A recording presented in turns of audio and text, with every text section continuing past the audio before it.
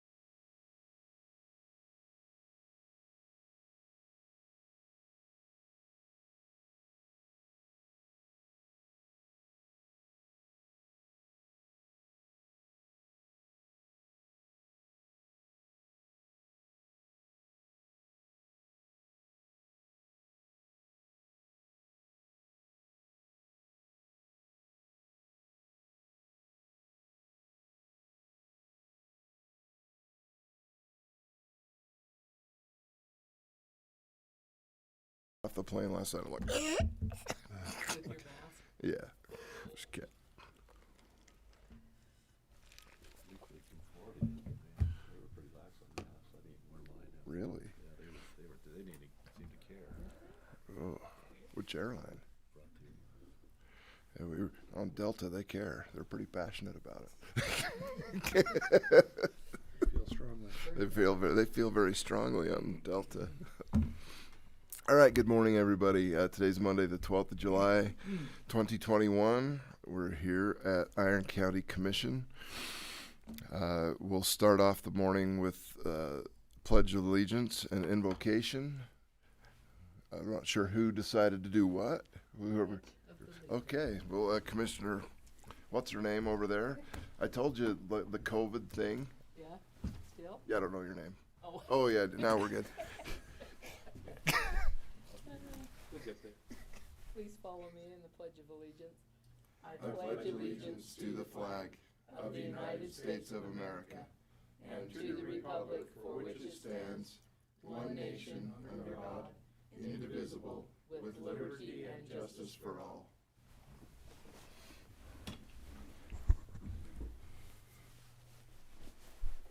Our Father in heaven, we're grateful to be gathered this morning in the context of a county commission meeting. We're grateful to live in this wonderful land, and we're grateful that thou hast set thy hand to it. We pray for the land, the leaders, and the people. We're grateful for our corner of it. We're grateful for Iron County. We pray that thou will prosper our county as we are in a desperate need of moisture. We pray that thou wilt open up the heavens and send us the moisture that we need, that we might have water for our crops and livestock, and for our gardens, and for our use. We pray that thou wilt bless this meeting, that it can be guided by thy hand. We pray that thou wilt bless the leaders of Iron County and the commissioners today, that they may be selfless and brave, and that they be able to make good decisions and we pray that that thou will bless the citizens of Iron County. Please prosper their way. Please help them to be kind to one another. And we say these things in the name of Jesus Christ. Amen. Amen. All right. No minutes. No minutes. Okay.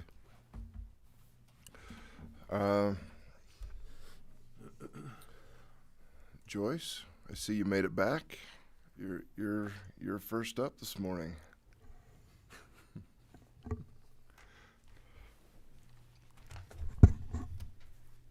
I did make it back at 3:30 this morning. Aye. Oh. What? We were in California on the coast, clear up above San Francisco Fun. yesterday morning. Anyway, it's kind of hard to report a whole lot when the fair hasn't happened yet, but there are things going on. First of all, the building plans seem to be coming forth. I wish we had a metal building before the fair, but it looks like probably not going to happen. I just wanted to report that Donna Cooley will be our Grand Marshal. Yeah, Oh, thank you. nice. Nice. Grand Marshal this year, and she's really excited. She's very humble and excited that we have chosen her, and I think it's really, really a good person to have chosen. Kirby Hayborn, I don't know whether you guys recognize, will be our Sunday evening program. He is the guy that did, kind of the goofy guy that did the missionary and the singles ward, and but he's grown up and he's not quite as goofy as he was. But he has gone to kind of a self-motivation type thing and writes and sings to go along with that kind of a. So anyway, he's really good. I'm really excited to have him here. On the budget side of things, every single thing has gone up just a little.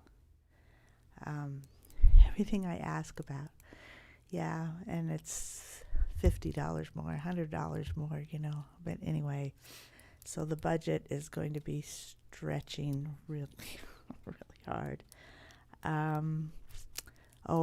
didn't mention that the signs are here that we ordered. We're just waiting for Marshall Evans to have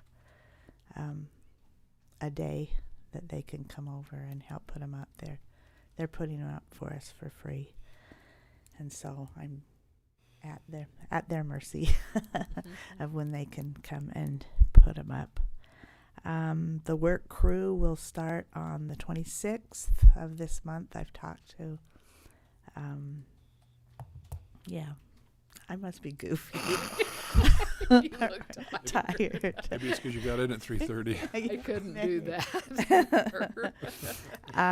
Anyway, they will Parowan? be, huh? From Parowan. No, One from, crew. Oh, no, the Prison. the the prison crew. prisoners. Oh, Yeah. Deputy Burr. Burr. Yep. You got it. You said the 26th? Yep, he'll be here with his crew. He says he's got a really good crew this year, and so he'll start the 26th of this month and work clear through till after the fair. Nice. And so I don't plan on him for anything else. That's about all I have. Anything that you guys want to ask? I had one thing. I just wanted to report that the fair pickup is kind of on the short list to be replaced. But after visiting with Dan, we determined that the tires weren't safe. They'd been weather rotted for almost 10 years. And so Joyce was concerned about taking the car over the road. And so I would exercise it once in a while when I'd go to the mail but not exceed like 40 miles an hour in it. And so I went ahead and took it down to Discount Tire and got new tires, and I felt bad, so I did an oil change just myself because it was kind of a lot of money. And but anyway, Dan felt like that would be sufficient, even though we might be selling it soon, to put new tires on it. So hopefully it's in decent shape for you for the fair season. I knew that you had done that, John. Yeah, Thank you so- very much. And I plan to take it today if that's all right. It's there for you. I've got a group of youth conference from Las Vegas coming to the fairgrounds today to pick up and clean up around the announcer stand so that and then after we get that cleaned up, then Preston's going to come over and put some road base inside that area so that it Awesome. looks a little better because it looks pretty trashy right now. Any other questions? Comments? No, thank you. It's coming. It's coming fast. You're a trooper. I mean, I think I would have taken a pass till next week. Now, Joyce texted me and says, I'm really going to try and be back, but if I'm not there. I'd have used You'd it. have been all right. I'd have covered for you. You weren't here. I knew you would, but I thought might as well do it now. It just gets harder and harder Been for me. over, yeah.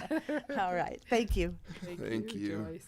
Ryan, come tell us that the rains have come and we're no longer in fire danger. Oh man, I wish.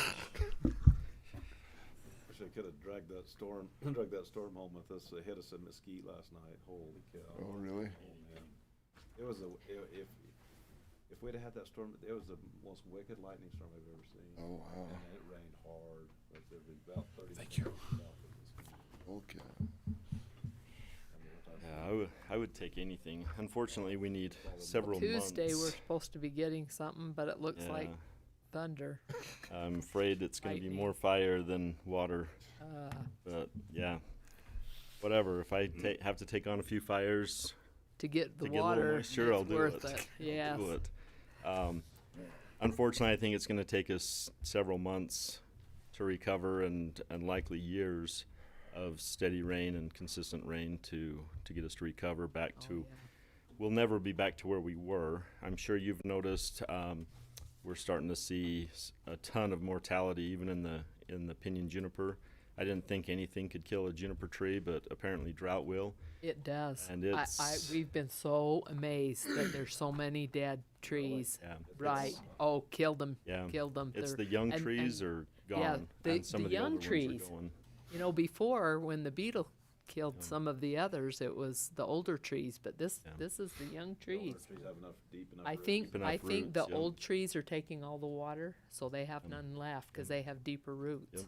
And what's really scary about that is typically a pinyon and a juniper tree die, but you don't see them turn brown for a year to 2 years later. So the ones that we're seeing They're brown dead. Yeah, are they're 2 dead. years, at least a year dead. So we're anticipating to see more. Which So isn't bad for the ranchers. it's not because terrible. you know, it's not terrible news. Right. They're gone, then they Yeah. don't take the water that Um, we need for our aquifer. So My only concern is where they're still standing brown. Oh. Right. and They're they very are volatile. just so, It's crazy. aren't they so flammable? Yeah. 25 years I've been doing this, and I'm seeing fire behavior the last 2 years that scares me. I mean, we can't stop some of these. Just to kind of give you an idea, a firefighter with a tool can handle about a 4-foot flame. That's just a wildland firefighter working with a tool or a chainsaw. 4 to 8 feet, usually we can knock it down with an engine. 8 to 12 feet, we're looking at heavy equipment such as dozers.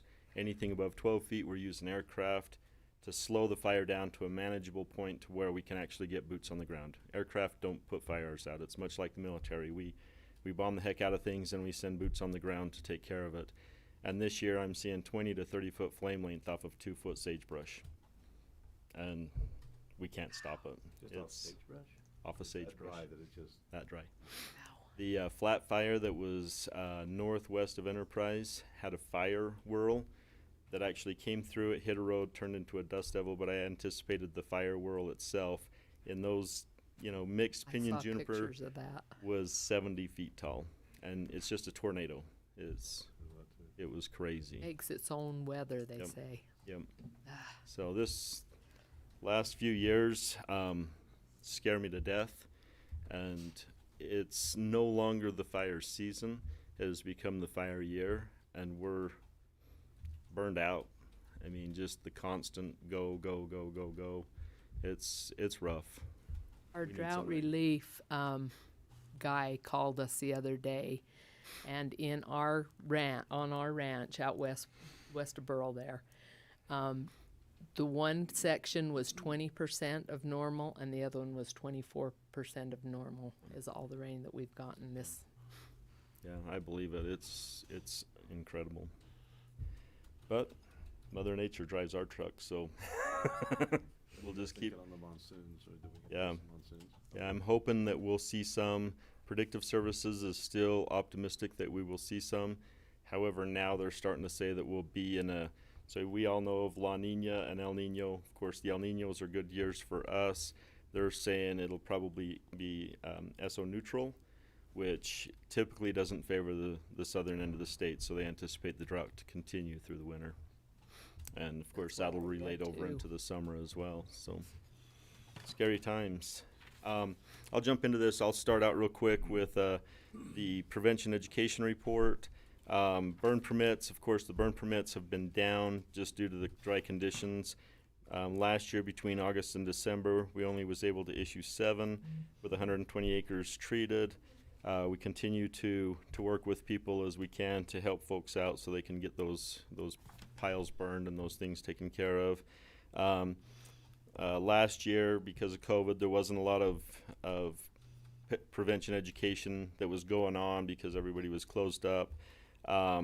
However, we had a huge influx of people that traveled here from other states, and so our contacts at campgrounds, and just as we're out trying to prevent fires before they start, there was literally people everywhere, and so we were putting a lot of effort when we could to try and educate the public. It's a partnership with the sheriff's office as well. The local fire departments oftentimes are able to help us a little bit with that. But we use the VIPs a lot to help us with getting the word out on our conditions. So 2021, from January to June, I just saw a typo. It was late last night. Issued 187 burn permits with 211 acres treated. Again, that's lower than normal. We were up into the 400 to 500 permits issued. But this drought, number one, it's just not safe to burn. Of course, we had the escape fire early on this spring. And number two, a lot of people are just, you know what, I don't dare take on the liability, which is wise. Because of COVID last year, we were not able to do the Life Safety Week. We target the second graders for Life Safety Week. This year we included the second and third graders. That's a partnership with Cedar City Fire Department. And so all of the second and third graders in Iron County were able to participate in Life Safety Week. It's a great program. It took our children caused fires from above 50% cause down to less than 0.2%. We actually have some documented saves from structure fires from that program, where a young woman saved her family from a structure fire several years ago. So we continue to support that. That's a great opportunity to educate our children. Some miscellaneous groups that we've been able to reach out to. Some include church groups. We're going to continue to push the campgrounds and the scattered camping, educating people where we can there. We have signs everywhere, fire restrictions in effect. We have 8 of our electronic message boards throughout the county. Unfortunately, we still had problems during the 4th of July. I'm not really sure how to educate people better than we have this year. It's been all over. Did you have fires then? How many did you? We only had a couple of fires the night of had the 34 last year, 5th. right? Yeah, so we're super grateful that we didn't have a lot of fires. We only had a couple. And I know the Sheriff's Department was issuing a lot of citations, but I'm not exactly sure how many people were contacted. I But saw there some was- fireworks going up where they shouldn't have. Yeah, we actually had somebody lighting fireworks down on Bumblebee Ridge. We had fireworks Wow. just kind of a little bit everywhere. I am very happy to report, however, that this is the first year that I can remember that we didn't have fireworks reported at the Sea and Cedar Highlands. Nice. So that was good news. That was really good. And of course, we didn't have any catastrophic fires. I think somebody had a trailer that was damaged and the side of their house was damaged, but I think that was the maximum amount of damage that we're aware of. So You did pretty good through the actual 4th of July, right? yeah, So we've still got the 24th to go through. and typically the Right. 24th is a little bit quieter for us for whatever reason. People don't tend to play with fireworks as much on the 24th. So A lot of calls from the public to ban fireworks, but I was worried that if they did that, people are gonna do it anyway. yeah, Then I they'll was go afraid to out. Drive them out into areas where they shouldn't do it, right? And Yeah, so I think it's yeah. better to not ban them and have them in town where you Yeah. have a little control. Yeah, and that's kind of what we've done, of course, with the fire restrictions. The state forester closed all unincorporated lands in the state of Utah, which also included the state lands. And we encouraged people to go into, Cedar City and use their designated areas. So, and most people were really respectful towards that. This year, I think we had more calls of people, hey, my neighbor's lighting fireworks and they're not supposed to. So we saw a lot more of that, a lot more of the, hey, this isn't smart, So we're grateful for the public's help there. Continuing to work with the clerk's office, the landfill billings. We're actually attaching a fire prevention message to the back of the landfill mailings. And in doing so, we're actually using participation commitment prevention funds to cover that mailing. So it'll take that financial burden off the landfill. So we're Nice. trying to track things that the county is already doing to count towards our participation match for our program, our state and county program that we have for wildfire. So that's a great thing. That's working great. It's been a real pleasure working with the clerk's office, and hopefully that's helping the landfill out as well.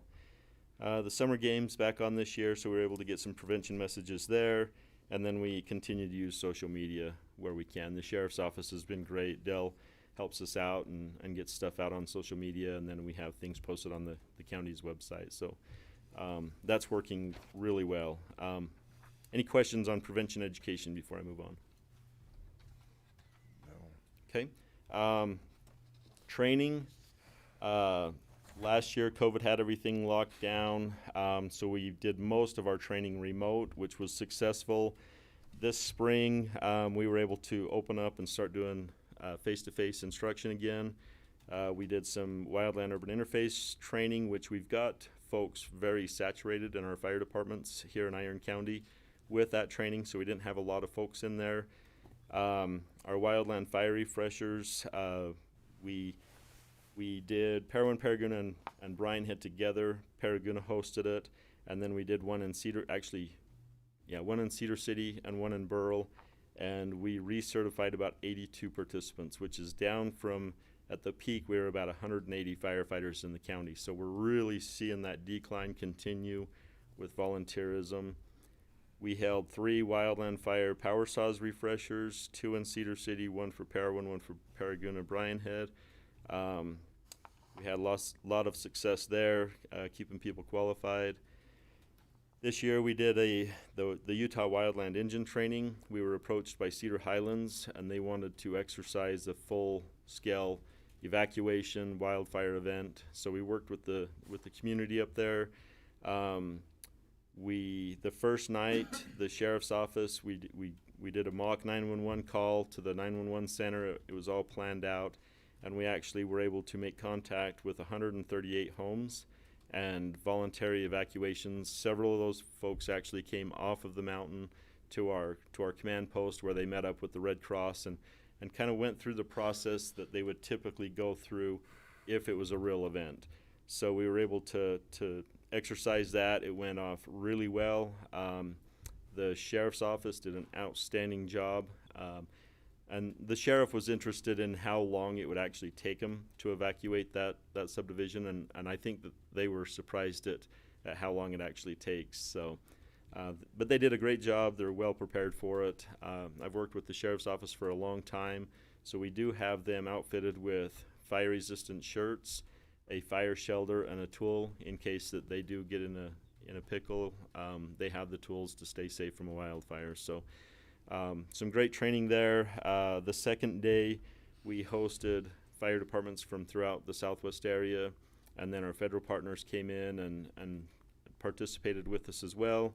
And we did structure triage, and essentially continued on as this wildfire event, planned event, moved through the subdivision and what that would look like and what those folks could expect. So a lot of work there. There was a lot of participants, a lot of partnerships with agencies, and very successful. So we had a good time. It was great to exercise our protocols. And then our basic wildland fire, trying to get more people on the fire departments. We held one at Bryan Head, and we held one in Cedar City, with about 25 total participants between the two. So still trying to encourage more people to sign up with the fire departments and volunteer. Any questions on training? Just continue to work towards training these folks. Fuels reduction, we're so far behind the curve. We support homeowners in Bryan Head with chipping. Cedar Highlands, we were able to get funding through the state legislature a couple of years ago through the CAT Fire program. We treated 120 acres of pinyon juniper up there. Unfortunately, those piles did not get burned because of the weather, so we have that load for this year. I need moisture. We also had homeowners from Cedar Highlands that arranged and did kind of their own little cutting day, which was really successful. I'm really sad the guy that spearheaded that has moved away, but he was a real, he was a real spark plug up there and really encouraged people to do work. And so it was really neat to watch the community come together on a work day, and then they had a little barbecue afterwards. We assisted them with some chipping and some cutting, and then also some materials that they needed so that they had all the personal protective equipment they needed there. So You guys have a chipper?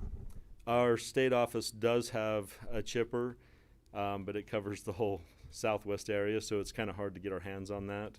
I would like to get one, but it's a lower priority right now than some of the other things that I think are bigger bang for our buck. So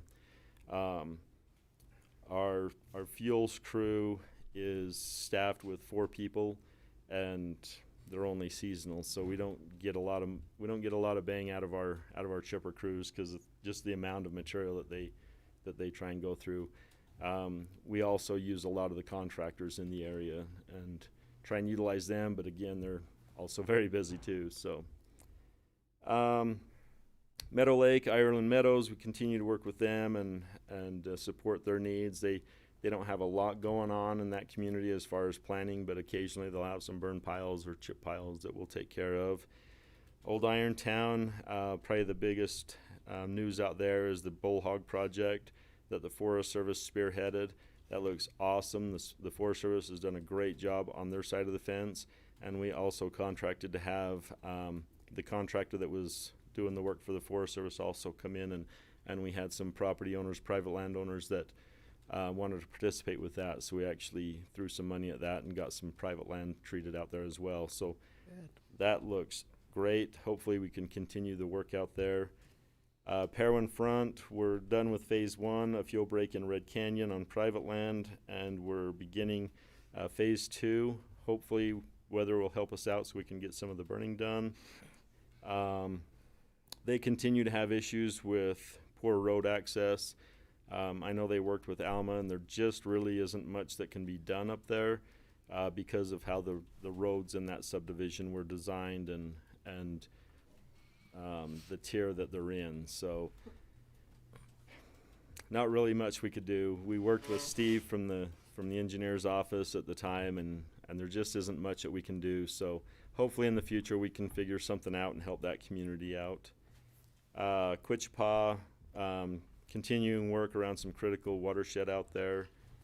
The CAT Fire funding that we got the $300,000, and we continue to work in Cedar Highlands, between Cedar City and Cedar Highlands.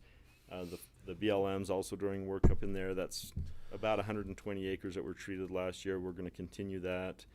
And then we have the $70,000 from the catastrophic fund from the state for paging and communications. We're about 65% complete on that, essentially rebuilding our infrastructure for our paging systems. And there's been some great work that's been done in the Burl site as well as the Cedar City area. So updating and upgrading that equipment, and then doing some fencing to provide some security there. There's additional partnerships going on in the fuels world, Hamlin Valley and surrounding areas, some of the watersheds. Some of the federal agencies are doing some watershed work, as well as the state, trying to mitigate in and around those watersheds. There's some long-term planning up in the Cedar Breaks and Flanagan Arch area that's just beginning. We're starting to have those conversations. That's an area that is just so rugged. If we get a fire in there, I don't know how we'll ever deal with it. So hopefully we can start doing some mitigation to keep it from affecting Bryan Head from the south side. So, and then I'm planning to submit a CAT fire request in September for work in the 5 Mile campground. So a lot going on in fuels reduction. I wish I could get more burning done, but Mother Nature hates me. Just hates me. The next pages in your book there are fires. So that was from July 11th last year to July 11th this year. We've had 125 responses. We've burned 16,144 acres and spent $1.3 million in suppression. And that's all suppression costs. This year's numbers are still coming in. We're usually about a year behind on this year's number, but that's what the federal and state agencies are paying out. So the large fires have been delegated to the state. So there's actually a zero cost to the county at this point. You guys contribute with initial attack so that the state will pick up those funds. So that's a good program. That is a good program. I'm grateful that we have that program to lean on. My budget is the last page in your book, and we're right on schedule. I don't have any concerns there. We're right about 50%, right about where we need to be with our budgets. I track the CAT fire budget. I track the participation commitment budget, and then I track our operating budget, and I track all of those separately, and of course work closely with the auditors. So budgets are on track, which I'm happy to report, because it has been tough, as mentioned before, with the raise in costs of everything. So most of what I'm running into is the availability of products. Some points of interest. We already talked about the fire behavior, the drought. These fire seasons, they're not seasons anymore.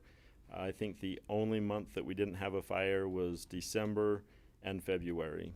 And so 2 slow months, I'll take them, but it's really hard to get anything done in terms of burning when you're always on wildfires. So human-caused fires continue to be a problem. We just keep hammering prevention education. We're working with UDOT for the overhead signs on the highways, so people coming in get a message, and then local signage. So the best we can do there is just keep educating the public.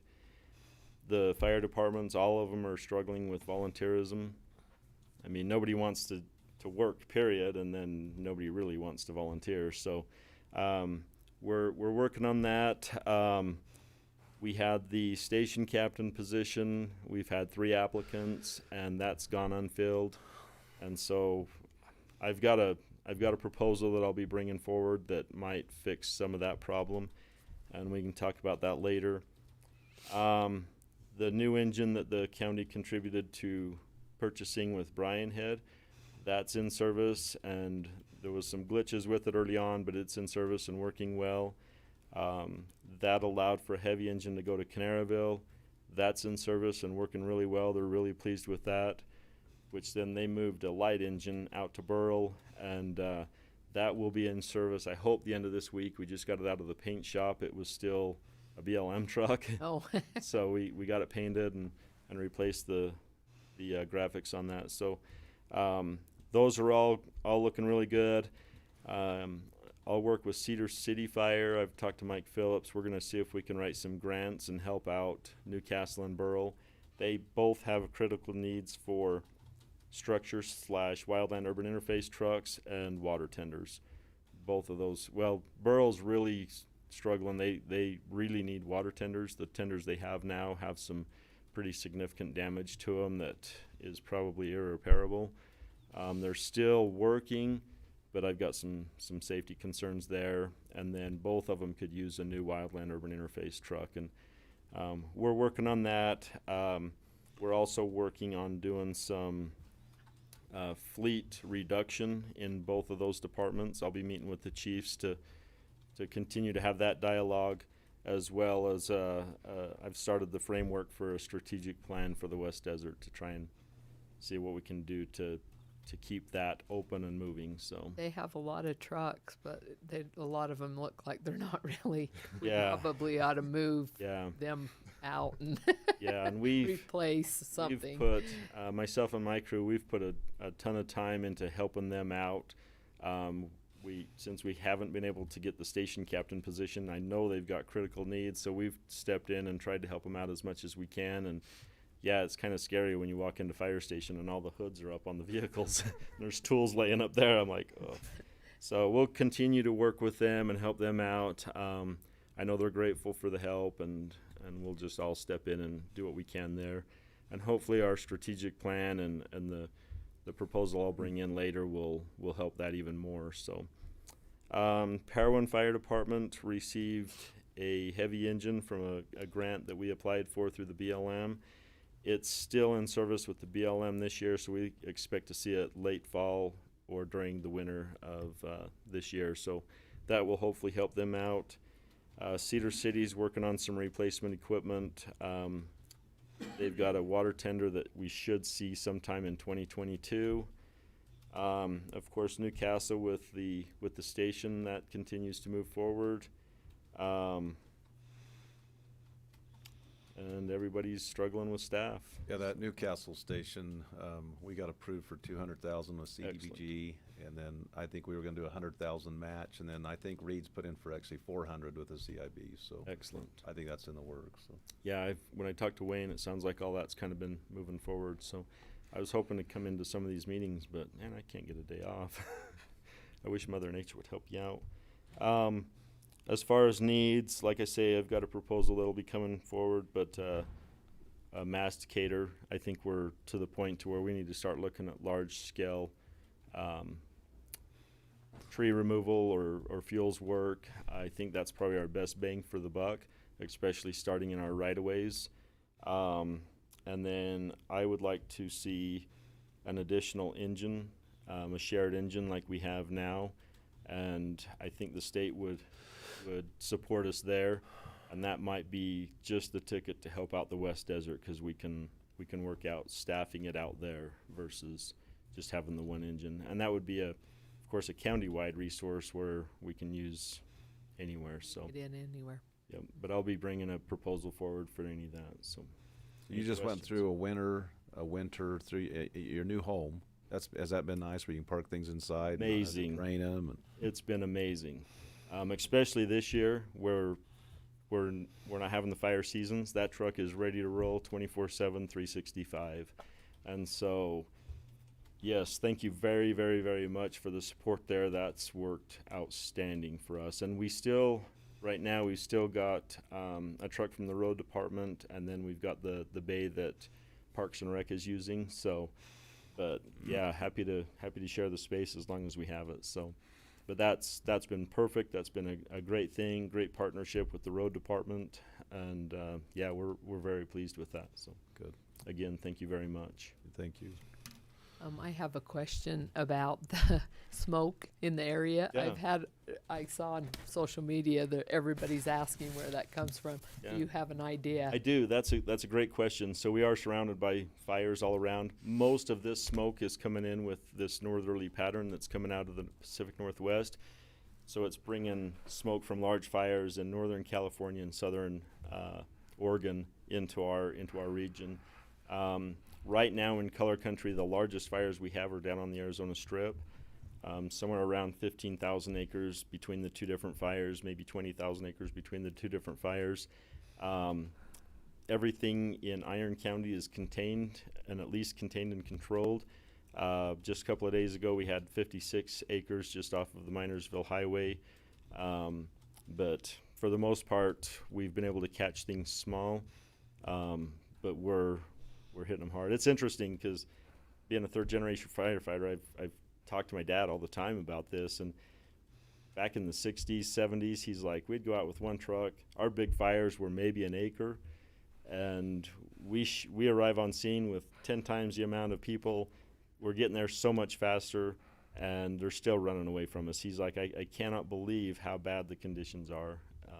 Some of those guys that have been around for a long time, Lenore Warby, Paul Douglas, they can't believe it, what they're seeing. So what you're seeing in California right now is where we're going. We got to get ahead of it. So it's scary. It's So scary. George sent us some air where they dumped Yeah. on one of the fires out to Minersville Highway, I believe. Yes. It would be fun to get those off. They're pretty impressive. And I usually try and bring some pictures with me, but for the first time since we got closed down with COVID, I was actually able to leave the 5-county area and went to Vegas over the weekend. And I was scared to death because I really didn't know what to do because I haven't been anywhere. You didn't dare And leave, so- did you? No, so I took I'm a glad day you off. got I to worked go. 16 hours on Thursday and then left Friday morning to go on a trip. And so I was kind of scrambling, getting things put together, but I usually You bring a took your picture. kids? But yeah, Oh, yeah. I bet they were Yep. thrilled. Before COVID, actually this March 13th, we were able to buy tickets to Garth Brooks, and it got canceled twice, and then he was able to do Finally his show came. this weekend. So we went down, and it was really weird to be away, but That was massive, too. Yeah. There was so many people. I Yeah. saw pictures of that. yeah, that arena was packed. But it was an amazing show, and honestly, I was just grateful to get a break because Yeah. it just hasn't stopped.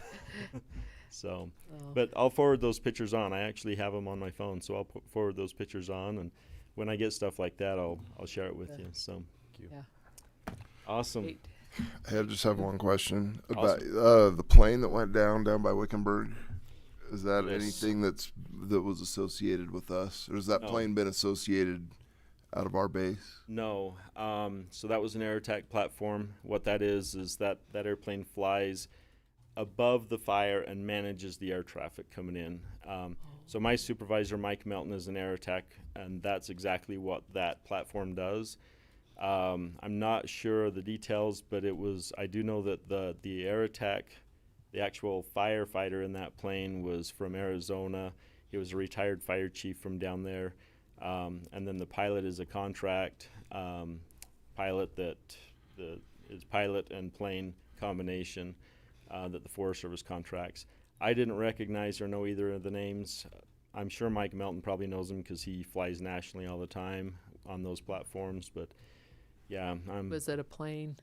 The plane plane crashed. crash. Yeah. So it was a mechanical type thing. I don't know yet. They've got the NTSB going out to do an investigation, so I don't know the cause, but yeah. Yeah, I thought it was interesting knowing what kind of plane it was. Those things don't usually fly into the side of a mountain. They're usually high enough altitude Yep. to kind of be out of that harm's way.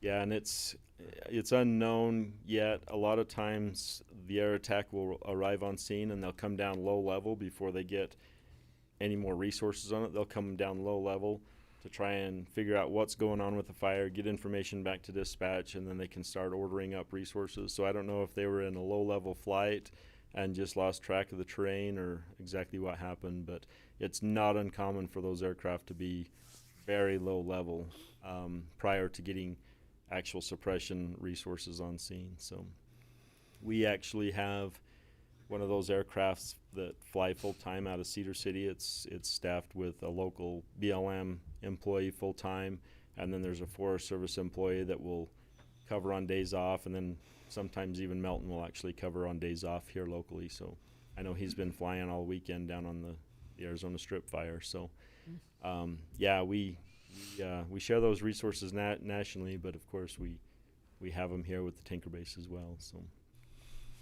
yep, dangerous job. It is. So any other questions? Well, thank you. You're welcome. Appreciate We you, really Ryan, and all your appreciate you. work. Yeah. Yep. Yep. Yeah, Yeah, absolutely. my pleasure, and I super appreciate the support I get from the commissioners. So it's great to work with you guys. And I've said this before. You know, I've sat in the regional meetings where Ryan's there, Melton's there, and all of Ryan's counterparts. And nothing against any of those folks, but man, we're really lucky to have Ryan. When you See you what stack they're him up doing. against everybody and the projects and the proactivity that go on here versus all the surrounding area, we're super lucky. I like to lead at the tip of the spear, and I've gotten a lot of recognition for that, both at the county and state level. But truly, it's my pleasure to serve the citizens and the people that I serve here in the state of Utah. So Don't hesitate to let us know if you need any support. I on will. anything. I We can will. help you. Yep. I appreciate you guys greatly. Have a great day. Thanks. Thank you. Joyce, I saw you sneaking back in. Did you forget something? Oh, yeah. We are getting ready to set up our printer tabloid, and I need to know which of the three of you are writing the letter this year. Oh boy. I think it's Marilyn's turn. No. I'm too new. I'm too much of a newbie. I had to do it the first year I was there. I think I did too. I think I did too. I think you'd be awesome. Yeah, I guess I got, that'd be Get perfect. elected? Okay. We'll need it within like a week.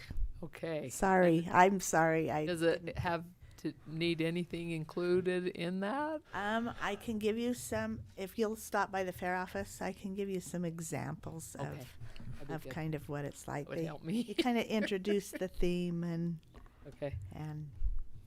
say whatever you Okay, want to say. very good. Perfect. Thanks, Marilyn. Up for a railroad job. None of them like to do it. Thank you. I don't see Dennis. So Dennis is on vacation. Okay. I'm not sure if he just didn't get the message or what, but Okay. Leaves commission. What have you got? Anything? Oh, I got a couple of little things. Excellent. We was able to meet with Mike Lee last week. It was our pleasure. We got to meet at the ice cream shop, and we got to talk to him about a lot of different things. It was interesting. I felt like I talked way more than I probably should have from the agriculture because of the drought and, of course, the things that agriculture is going through now with the big four packers that are controlling the pricing of meat in our country, which is making it really hard. All of us probably know that we go to the grocery store and the prices are very, very high. Well, as ranchers, we're probably at some of the lowest prices we've ever had. So the middlemen are making the money, and so that's pretty tough on the ranchers. Besides the drought on top of that, we'll probably lose a lot of our ranchers in this time, and it just makes me sick because we need those people. We do not want to bring all of our food and fiber from other countries, and we need to depend on ourselves. And so that concerns me greatly. The wild horses were an issue that we talked about. Water, and Paul can talk a little more about that with him. And then he went over and had in Richfield, he left there and went to Richfield and had a town hall there. And it was kind of the same concerns that we're having because of the drought and what's going on in the agriculture industry. And it was just absolutely heartbreaking to hear one of the auctioneer houses stood up and said there was one of the ranchers that brought 50 head in. He had raised 50 head for his whole life. That's what he run. He was a small farmer, but he brought him in to sell because he had no feed, and he sat there and cried. It just broke my heart. And so A lot of stories like that. It's not just the agriculture industry. It snowballs with the feed companies, with the, even the big companies, IFA and all of that, with the vaccine and all of that. They're selling so many out right now, selling the cattle because they don't have feed for them. They're reducing their herds. And I can tell you, we went through the 02 and 03 drought, and it's taken us this long to recover our herd, because you just don't go by, and I mean, some of them don't work out, and you really have to raise them for your range. It's really difficult, and so that's what's happening. So it's gonna, and the economics of selling those out right now, well, down the road, you're not going to have that income for the ranchers, and it'll be a widespread economic disaster for Utah with the agriculture in the shape that we're in right now. Yes? I actually heard that our conditions here in Utah are worse than they were in the Great Dust Bowl. Dust Bowl. I've heard that I heard that it was comparable. Wow. It's I don't know whether you saw in the newspaper, they had and you probably actually have it, the drought, and it's 80% that's the very most extreme drought, and so it's difficult. It's really sad. Marilyn, would you talk about also the grasshoppers? Jan Jake- left. I was going to ask him. Yeah, Would Jake Benson sent us an email about which I've been seeing it on the news up in northern Utah with the Mormon crickets and the grasshopper, and we absolutely have them up on the mountain, and we're probably need to go up and spray and help the ranchers.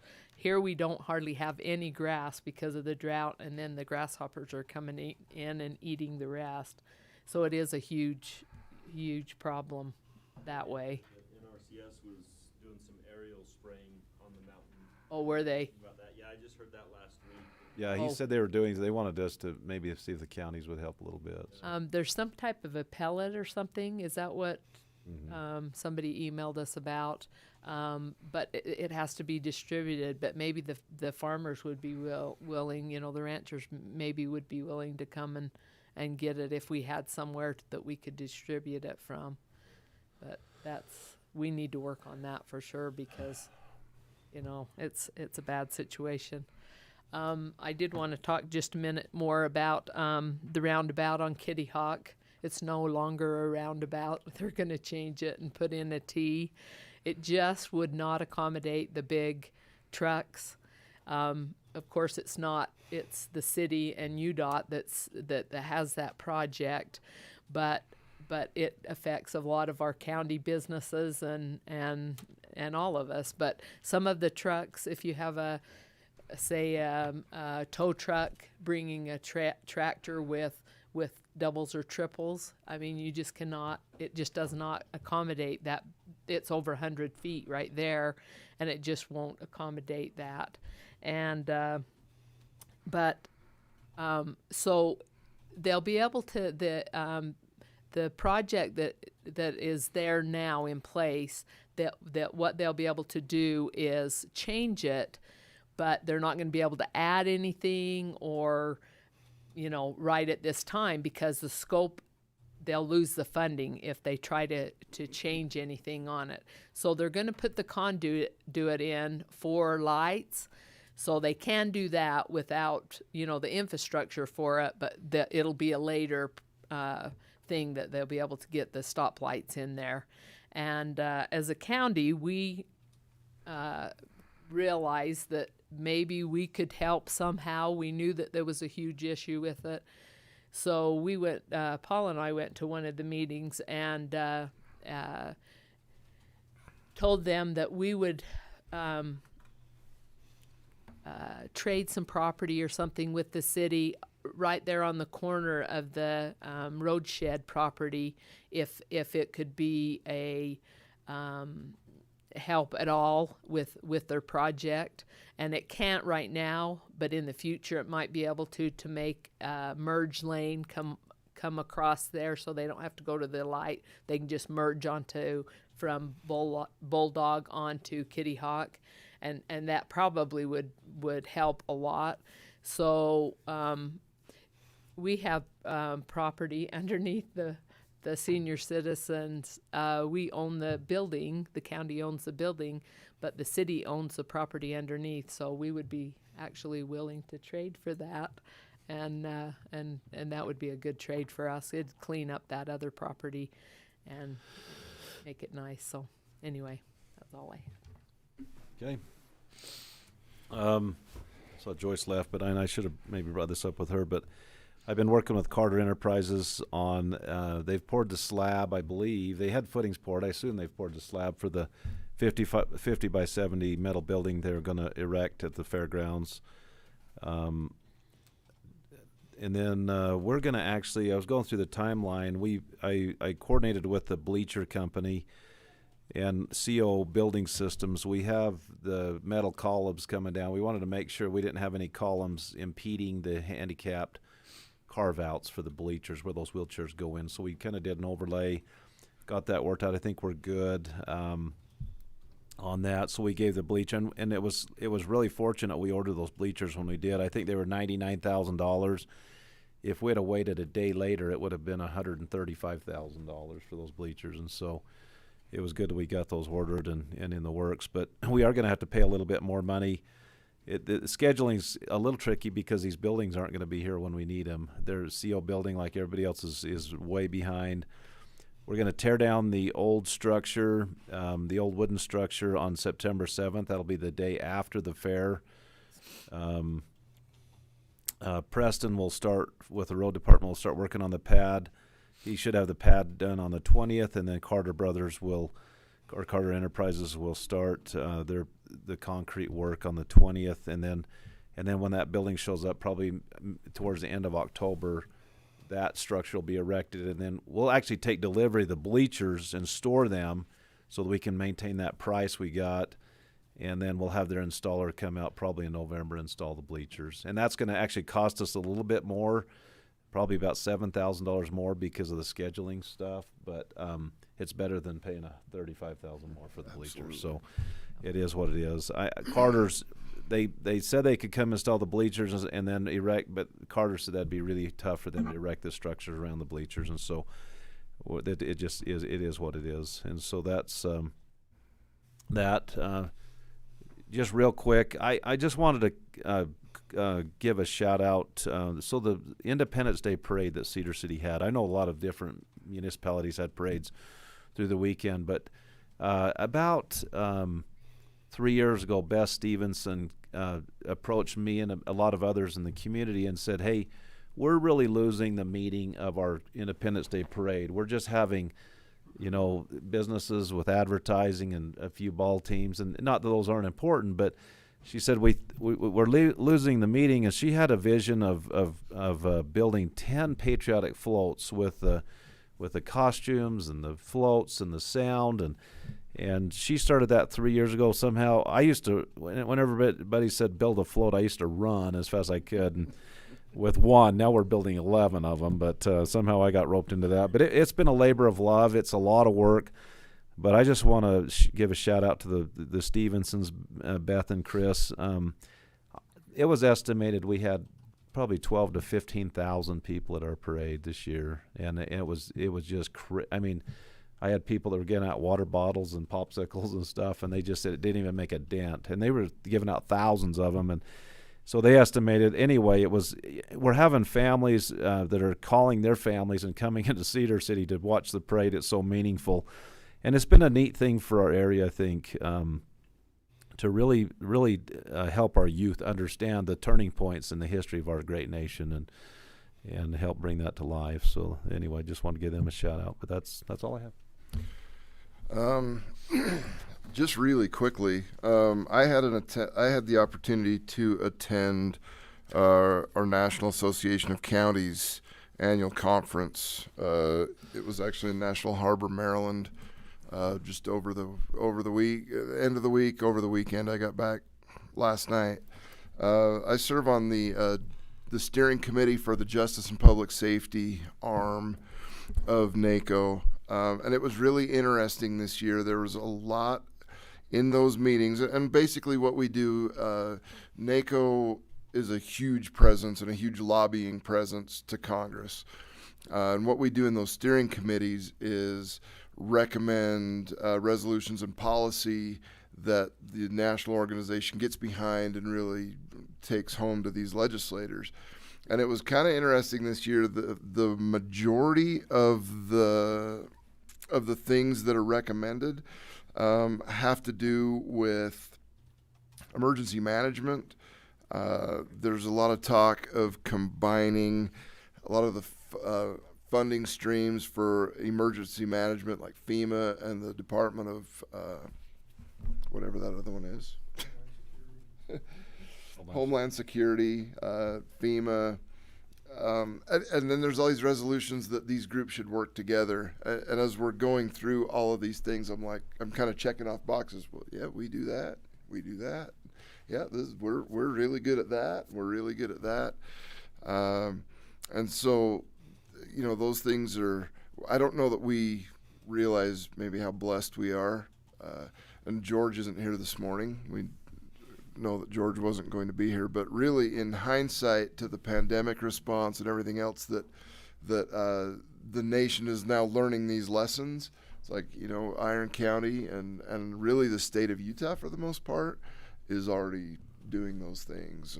And so, I brought up, if you want to see a model of kind of how this works, you ought to come and look at our program, because the cooperation here is really unparalleled anywhere else in the nation. There was one other thing right here. What did I do with it?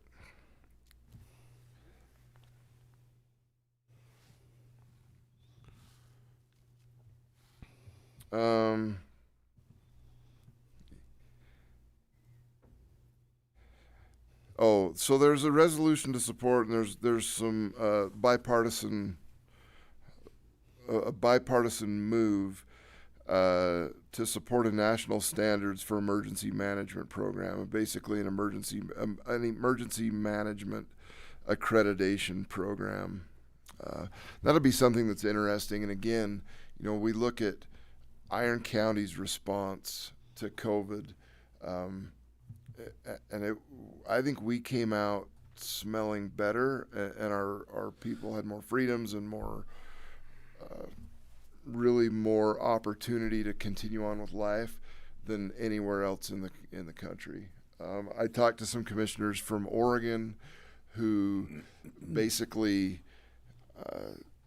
the thought never crossed their mind when they got their COVID relief funds to do any kind of small business grant program. Like Dan. I told these people there's a guy named Dan that maybe you should call in the future, and I've kind of built relationships with some of these folks, but they're like, oh, we never thought about passing that money on to local businesses. What do they do with that? I don't know. I don't know, but Warehouse full of masks. there's warehouses full of masks. There's 500 gallon buckets of hand sanitizer. Well, we have all that too. We do, but they have even more. And so it's it's interesting if you hang around people that drink, and not to necessarily stereotype, but there's always these big socials back there. I'm always really popular at those because you get free drink tickets, and everybody knows that I don't drink, and so they're like, hey, can I have your drink tickets? So I actually gave mine to a commissioner from Oregon. We got chatting in the elevator, and then she was telling us about, we've got all these things. I said, well, aren't they perishable? Well, I don't know. We never asked. Maybe they are. But we talked about our COVID response, and people are like, oh, I never thought of that. It was pretty cool to they're like, ooh, that would have been a good idea. Yeah, we had a lot of businesses closed. That, God, maybe we could have helped them. God, maybe we should think about that next time. You know, they get Wow. pretty loose after they've had a couple 3 drinks. It's pretty beneficial. But no, that was. I'll just touch on that, and you know, we're really in good shape. But it's. You know, I think those programs are really important for us to be able to bring our local input, and a lot of the theme of those resolutions is that the federal government, FEMA, and DHS, and those other individual agencies at the federal level really need to work with folks at the county level, and that's what the majority of these resolutions try to accomplish. And so I think we're on the right track if we get Congress to listen. So That's the problem. we also did have a visit from the Vice President of the United States. It was very underwhelming. I mean, it was very strange. I mean, we had the, you know, the big hall, and there was lots of vacant seats, and it was really strange. It wasn't the same as when we were there with Pence, was it? No. I mean, it was very strange Wow. compared to what we've experienced before with that level of national leadership. Everybody was just kind of like, eh. I don't know if I should say that in public meeting, but that's really how it was. I mean, there were empty seats everywhere in the hall, and the speech lasted about 10 minutes, and I think referred America and apple pie like 3 times, and there was just nothing. You kind of everybody left thinking, No substance. yeah, thinking, what was that all about? Why? Anyway, it was interesting dynamic change. I'll just leave it at that. You form your own opinions, but let's take like 5 minutes. Do you want to approve the? Oh, and I put it off so we wouldn't mess with John. I should have. Yeah, let's. So we have the approval for claims for payment from June 28th, 2021 to July 11th, 2021. I'll do that. Discussion. I'll move for approval of claims from payments from June 28th, 2021 to July 11th, 2021. Second. It's been moved and seconded. All in favor? Aye. Aye. I will just add one more quick thing, Marilyn. When we met with Senator Lee, we were talking about the Big Four Packers and such. Yes. We carried on that discussion. We had a Utah delegation meeting where all the commissioners and officials from Utah met. And we had representatives from all of our legislative offices there giving us updates. And that question was brought up. We were assured that there is some antitrust investigation going on, both through the Department of Agriculture, and it's recently been turned over to the Department of Justice. And so all of our representative offices are aware of that, and on top of that, we said They've talked about that quite a bit. Another thing that Lee, I think he is putting forth legislation is on the PILT. Yeah. Payments of Yes, and there was a lot of talk pennies is in lieu of taxes, right? Right. Yeah. We talked a lot about PILT and SRS too, and Yeah. and we're running late. That's a whole day conversation. That is. But I'm really encouraged by our delegation. You know, the people that we have representing us in the state of Utah, and it's good to rub shoulders with those guys and their staffers and make sure that they understand. Great. Yeah. So, all right, let's come back at quarter after. There's a lot of things that we tie up in these little breaks. We'll be back at quarter after. Dan immediately comes running up here with a stack of papers. So the full financial statements, Chanel didn't put them in. I don't blame her because it was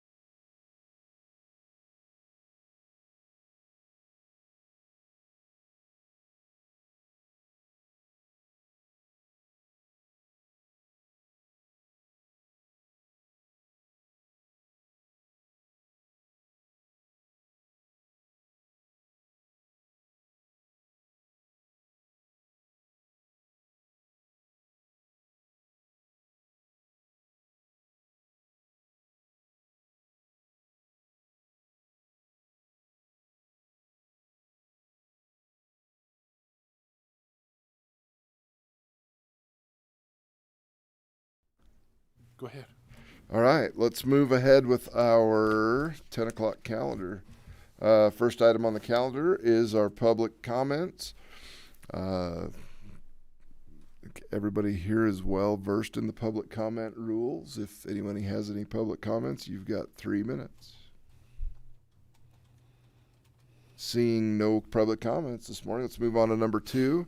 Turn the time over to our auditor, Dan Jessen, as well as Kimball and Roberts folks to come up and We're just gonna turn time over to them. excellent.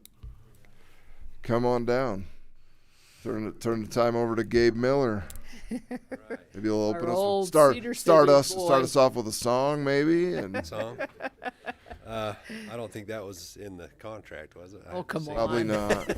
Just remember all of our childhood jams in your basement. Yeah, I know what you're capable It was a of. good time there. Hopefully that tape's been obliterated Put away. somewhere, right, Mike?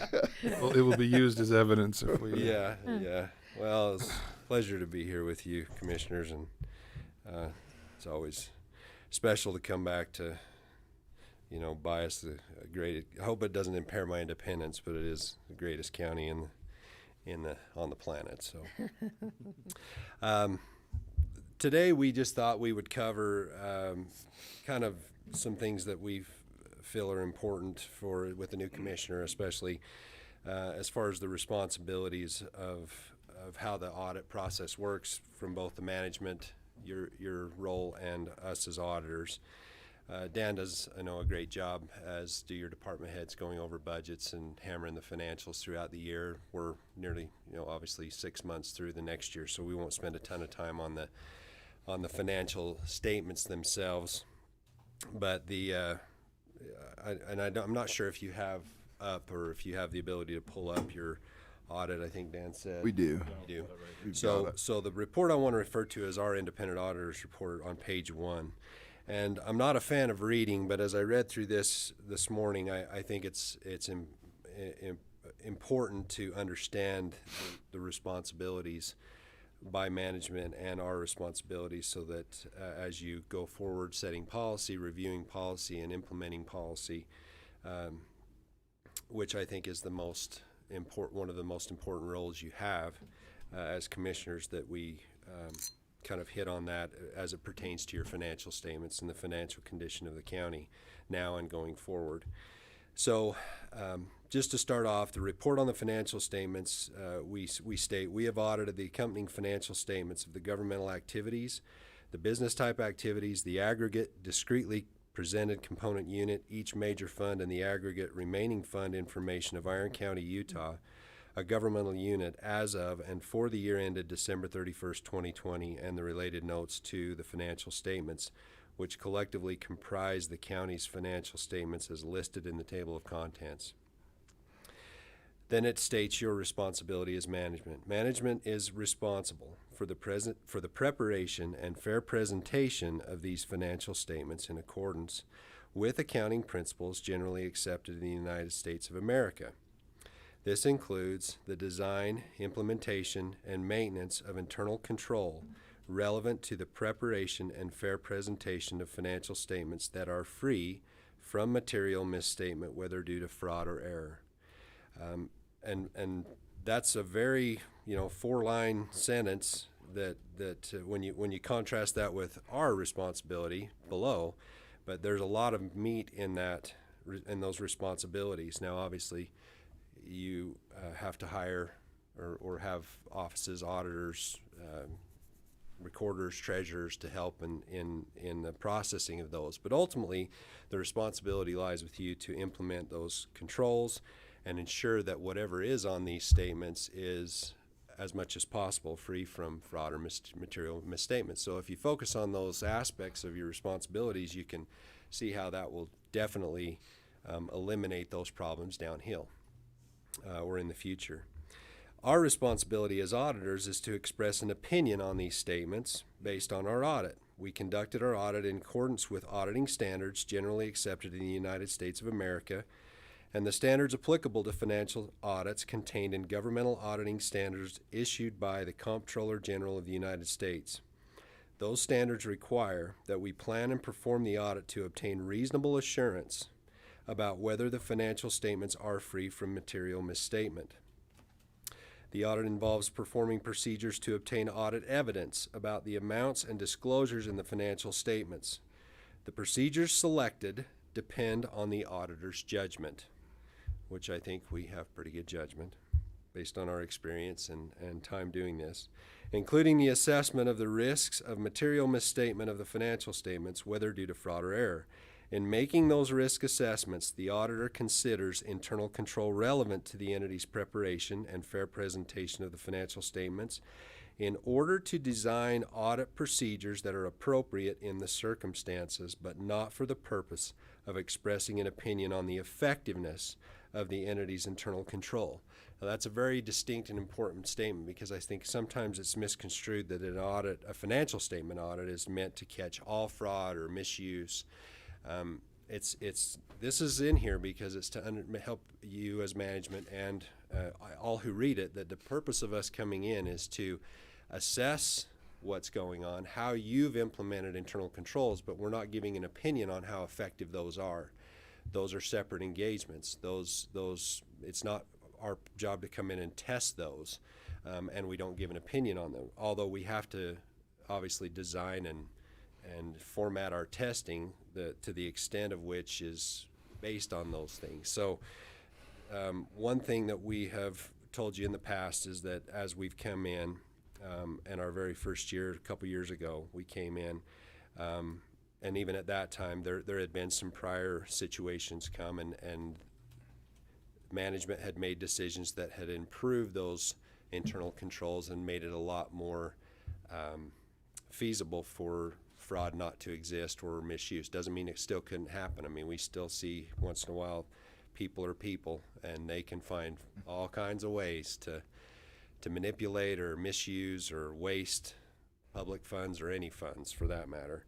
But it has been our assessment, and Rick will talk about this in a couple of the reports at the end of the audit, that your internal controls appear to be effectively working. As things have arisen, they've caught them. And so that's a good representation of if those controls are effective. One thing that we had a good conversation with Seth Ovison this last week regarding the state's assessment that they now have you guys do, which we feel is a good thing, that you get your little score of your fraud report, how well your internal controls are functioning, and they give you a score. Arguably, whether that was rolled out at a good time or not, with COVID and how the scoring works and the weight of everything. But what it's done is we've seen across the board is it started that conversation so that you guys know the importance of establishing those boundaries and those controls in place to prevent anything that, as the public looks at this, they can pretty much rely on that these are good and reliable. So that's a good thing. So we go on to say, accordingly, we express no such opinion on the internal control.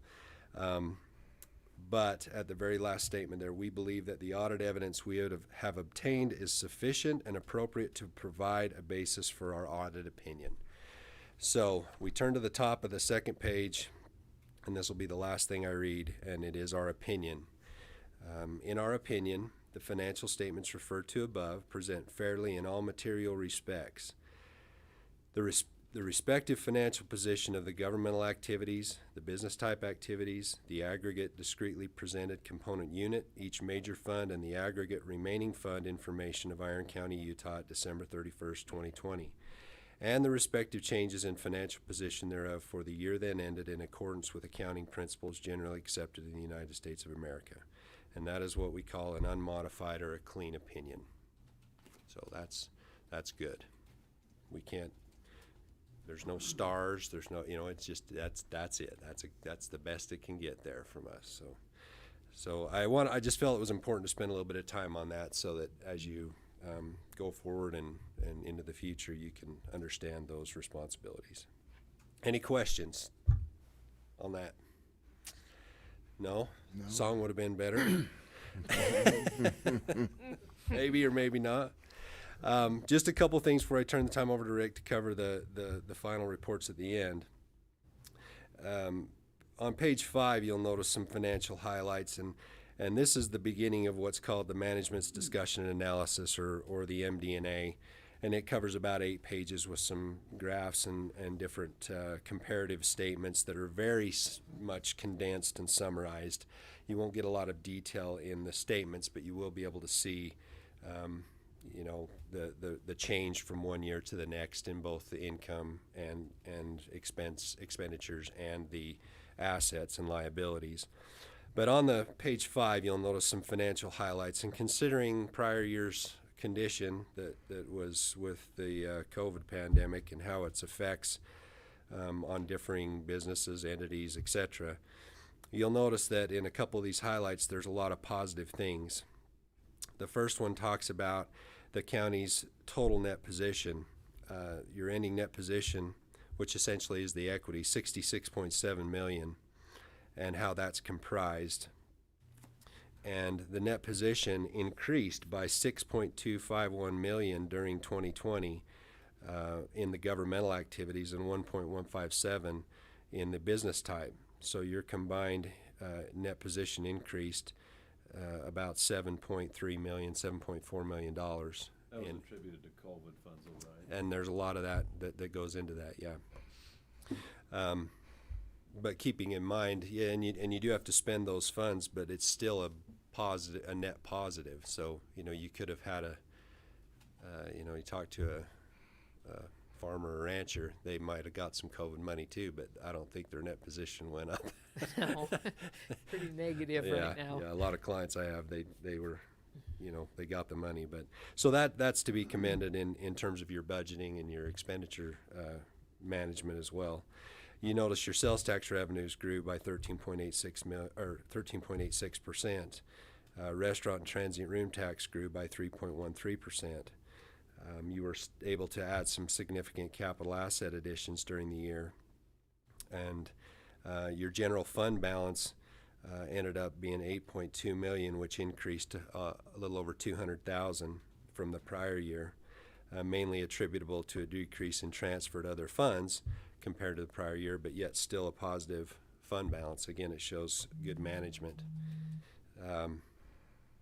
Total revenue, that second one from the bottom, total revenues from all sources, not including component units, were $47.72 million and $41.9, again attributable mostly to COVID. But again, I think these are all good things that are reflective in your budgeting and management processes. So you're to be commended, I think, in that regard.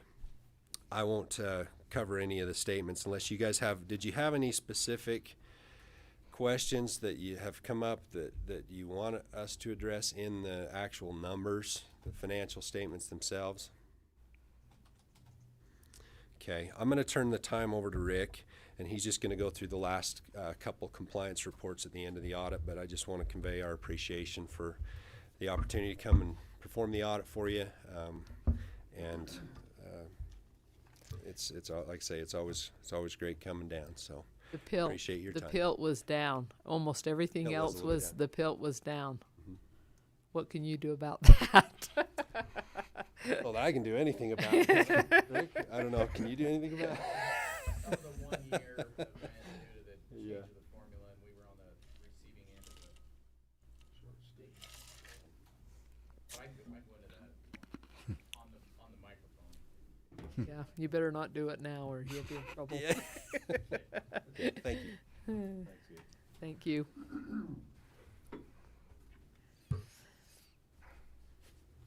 Well, good morning. It's an opportunity to meet with you this morning. This is quite a report to review in just a few minutes. We hope you've had time to go through it. It's got a lot of good information in it. Dan has done an excellent job with this, and you have a very good county auditor. He's going to do this himself this next year, going to do the whole statement. Good for So him. that'll be a challenge, and we know he'll do great with it. Now, I just want to have you turn over to, if I can find these real quickly. There's a couple of other reports that we have in the audit this year. If you'll turn to page, better put my glasses on so I can see it. Page 93. This is our report on internal control over financial reporting and on compliance and other matters based on the audit of the financial statements performed in accordance with government auditing standards. Now, this just goes on a little further from what he talked about in the regular opinion.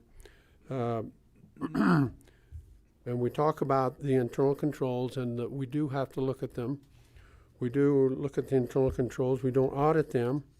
If we happen to find anything that is a material weakness or a significant deficiency, then we refer to it in this report. And as you'll notice down as you go through that, there is no references to any material weaknesses or significant deficiencies in internal control. So that then would be the basis of this report, is to report to you if we found anything where the controls were lacking, which would cause these statements then, because the controls would have been weak, that would cause the financial statements to be misstated, and they were not. So we found nothing there. On page 94, the very top of that, down at the second paragraph, we did refer to a compliance issue that we found in the state compliance report. And we say we noted a certain matter that we reported to the management of Iron County in the accompanying independent auditor's report on compliance and internal control as required by the State Compliance Audit Guide. Now, the State Compliance Audit Guide is something that, of course, the state auditor puts out every year, and they do have some changes in it. They add things and take things out. And one of the things that we found that the county was not in compliance with, if you'll turn, I'll have you turn over to that page. I can find it real quickly. Hate to skip around, but it'll be over on page 102.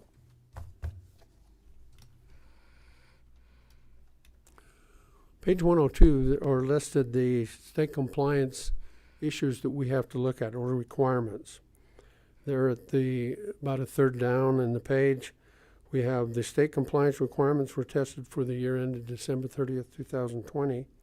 And you'll notice those budgetary compliance, fund balance, justice courts, restricted taxes and related revenues, fraud risk assessment, open and public meetings, cash management, statement of taxes collected and dispersed current and prior years. Those are some of the things we had to look at. We also look at other items as we go through. And if you'll turn the page to 103, as we went through the compliance issues, we noted that minutes are not were being posted to the public website, but they were not always posted within 3 days of being approved.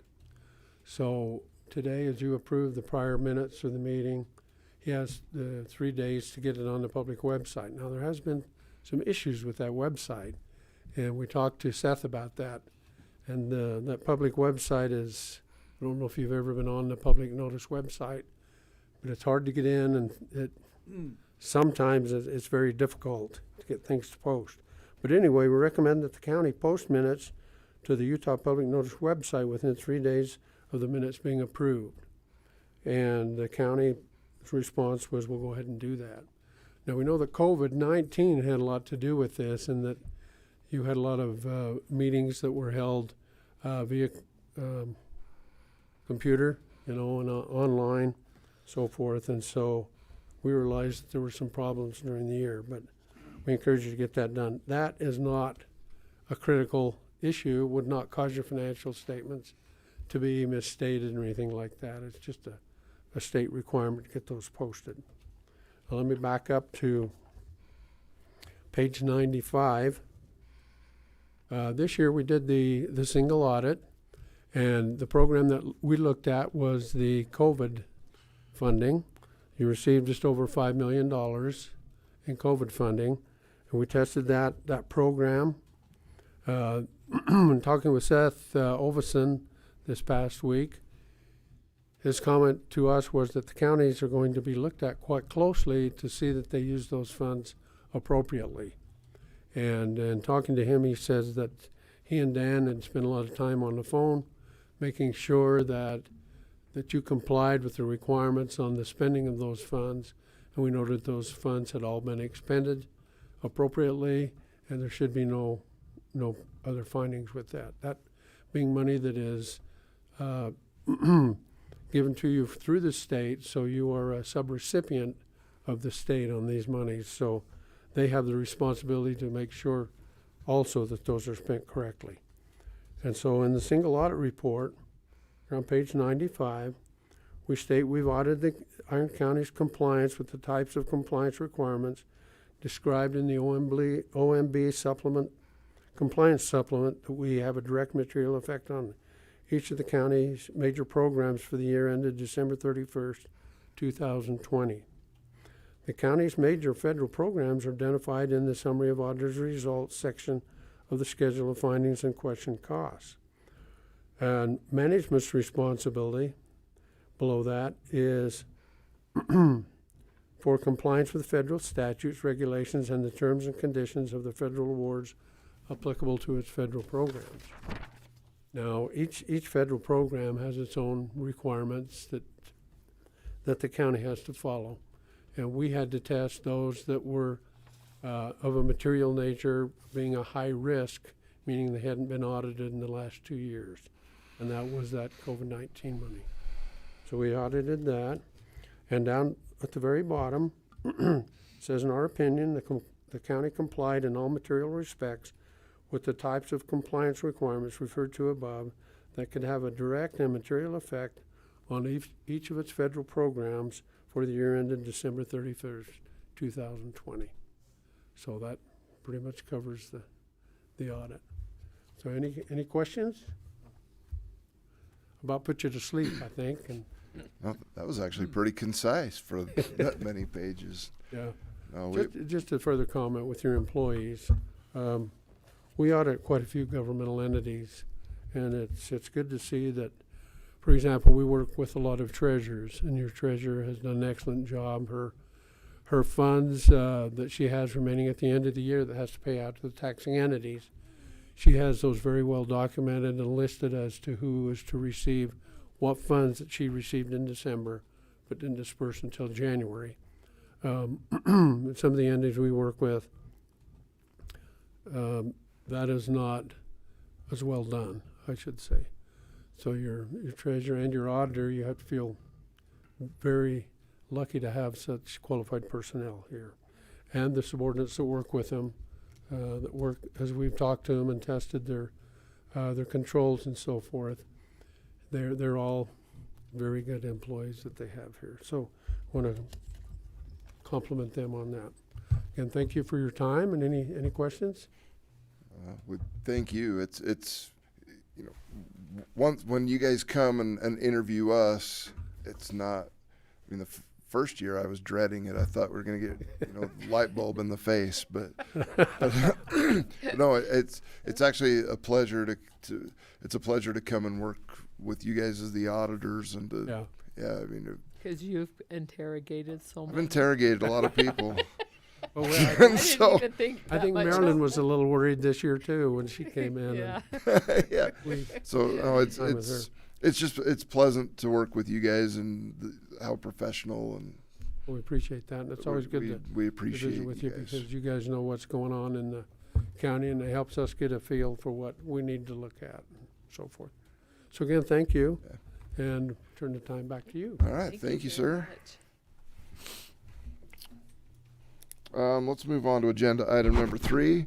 This is resolution 2021-3, and this is a resolution of the county legislative body of Iron County notifying Parowan City that the county legislative body is not seeking to impose a tax under code 59-12-70. So I can speak to that. A few weeks ago, Cleve Matheson from Parowan City approached me and about this, and I said, well, I think we can make this happen. We actually looked up together some resolutions from Nephi City and Juab County who did similar. The only purpose of this resolution today is for the county to say we are not going to seek this tax, and we don't for the county, and it's fine for the city to do it. The heading kind of covers it all. Up on the screen is the resolution that Parowan did. Basically notifying the Iron County Commission of Parowan City's intent to submit an opinion question to Parowan residents regarding the possible imposition of a citywide tax to fund cultural, recreational, and zoological facilities and botanical, cultural, and zoological organizations in Parowan City. And of course, that was passed. And I don't know, Commissioner Cousins, if you would like to speak to that with your experience at Cedar City, or if you think that's necessary. Well, I don't know if anybody's here from Parowan, but we when I was on the city council in Cedar City, we had a RAP tax, and one thing I found that was concerning was, and we actually changed before I left, but we had the RAP tax, which was basically, I think for every $10 you spent in the county, a penny went into a bucket, and that was split 3 ways between arts, parks, and recreation.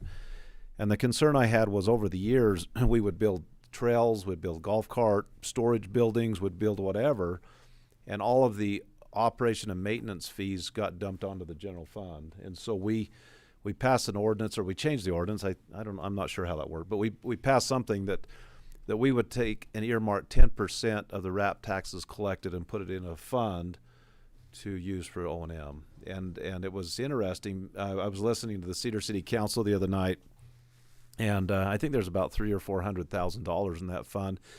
And like the Heritage Center, when they need new carpet, they could pull from that fund, or air conditioner, or whatever they needed. But that night, it so happened that the arts community had requested some funding for new microphones at the Heritage Center. I think there was 23 or 4 or 5, something like that, if my memory serves me correct. And they were going from analog to digital microphones, and it was about $80,000. And so they were able to pull from that fund to replace old equipment that was worn out. And so I think that was a good thing. And that way the general fund isn't always taking on the burden of that of the O&M for the RAP tax, if that makes sense. And so, and that's something, they might want to think about that if before they enact this, if it passes with the voters. I don't know how many people are riveted to our YouTube channel, Exactly. but I will visit with they Lee might about that. They might want to. You might They want might want to to think about it. that But, for sure. but other than It's that, a great idea. it So was you don't a- have to take from your It's a general good fiscal right. principle. So anyway, is that what you were asking me Yeah, about? yeah. So anyway, Through taxation to enact this thing? I mean, it's not a fund. I don't think so, because they it have to becomes it's a vote, ballot issue. right? And it's not an increase in Residents tax, have it's a to new vote. tax. it's not a property tax either. Right. No, it's a sales tax. I think it's 1/10 of 1% is right, and so it's Yeah. a penny for every $10 is 1 penny. The state collects and remits, so we're not involved in the collection. Nope. I know there's a lot of cities that do it, and they feel it's worthwhile to provide some amenities to the community. So Yeah. So again, the resolution today is basically to say, we're not going to get in your way on this, Parowan City. Great. Would call for a motion. okay, I'll make a motion to approve and pass Resolution 2021-3, which is a resolution of the county legislative body of Iron County notifying Parowan City that the county legislative body is not seeking to impose a tax under Code 59-12-70 ET.SEQ. Period. Second. It's been moved and seconded. All in favor? Aye. Aye.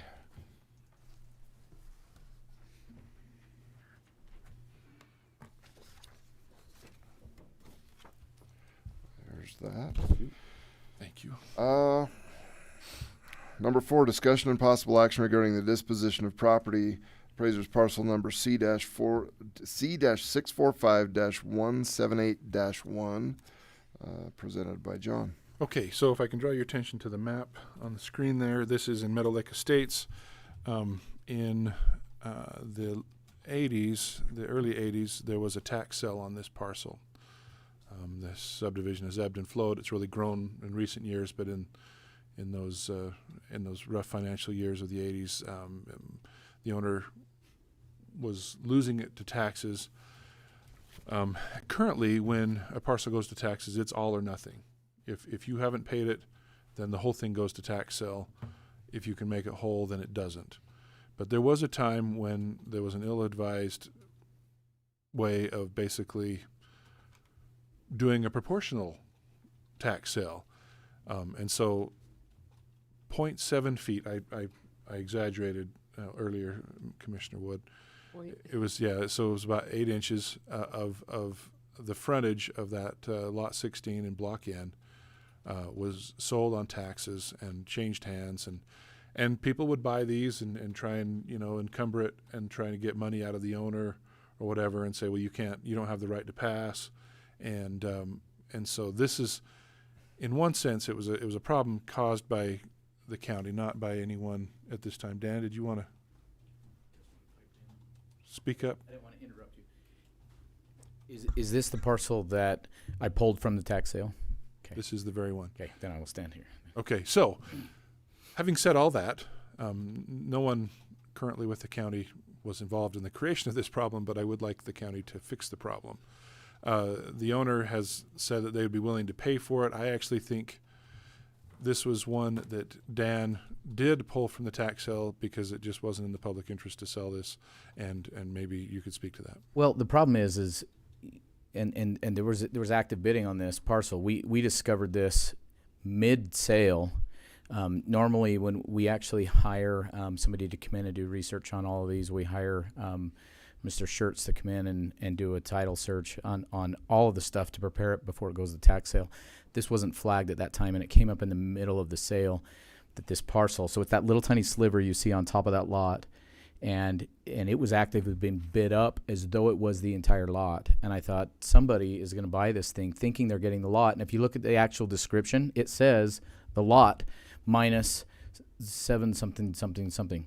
And so you would think that you're buying the lot. And so my biggest concern was that people would have thought that they were buying the lot. So that's what it says. The legal description is lot 16, Block N, Meadow Lake subdivision, less 221 feet. And it's a 221.7 foot lot.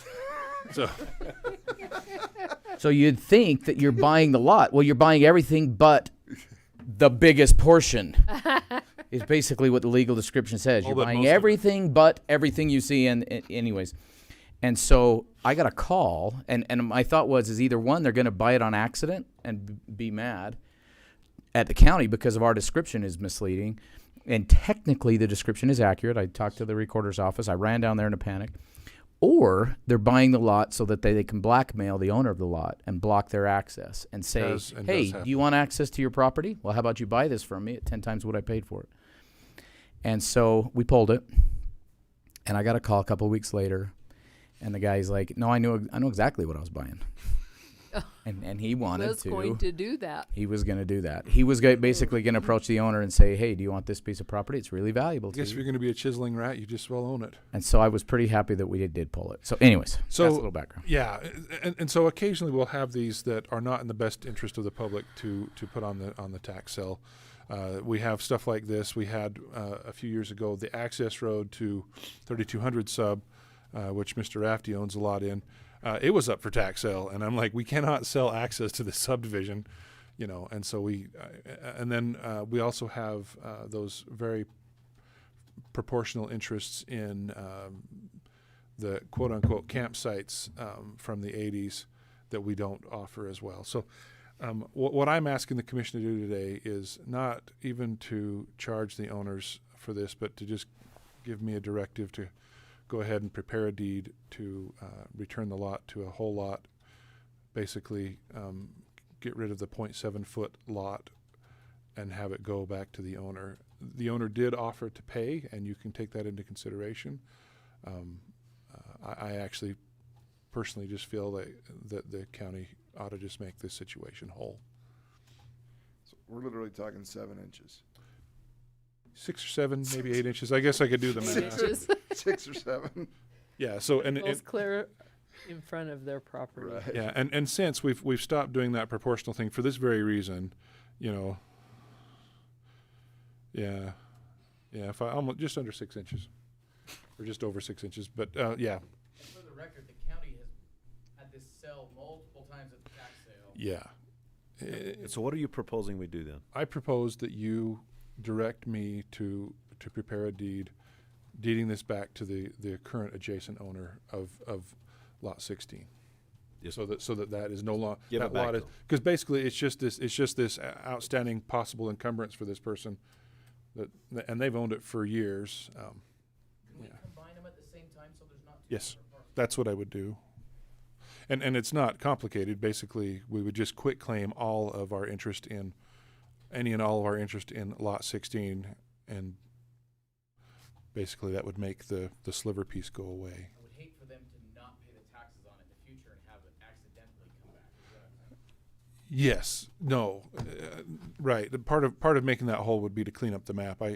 When I started with the county, I worked in the maps, and this kind of thing sets my teeth on edge. So I like to clean this kind of stuff up, which we have another item we're going to talk about today in the similar vein.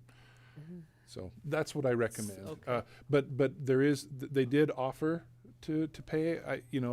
I think as much as $300 they offered. You can take that into consideration if that's the direction the commission chooses. The to go. property owner offered $300 for that 6 inches of property. Yeah, so they just could to, get it just to make them whole. I'm Is of the it- opinion that we should just make them whole, but that's not my call. So you could say we accept that offer, $300, and we could work with that. Do you think there should be some consideration, or not? I don't, but You but I don't feel that strongly about it. I just feel like this is a situation where the county should make it right. Now, they did buy it when it was a sliver piece. The sliver was created before the current owners have it. So there is an argument to be made that says Somebody you ought to bought have it. known what you were getting into.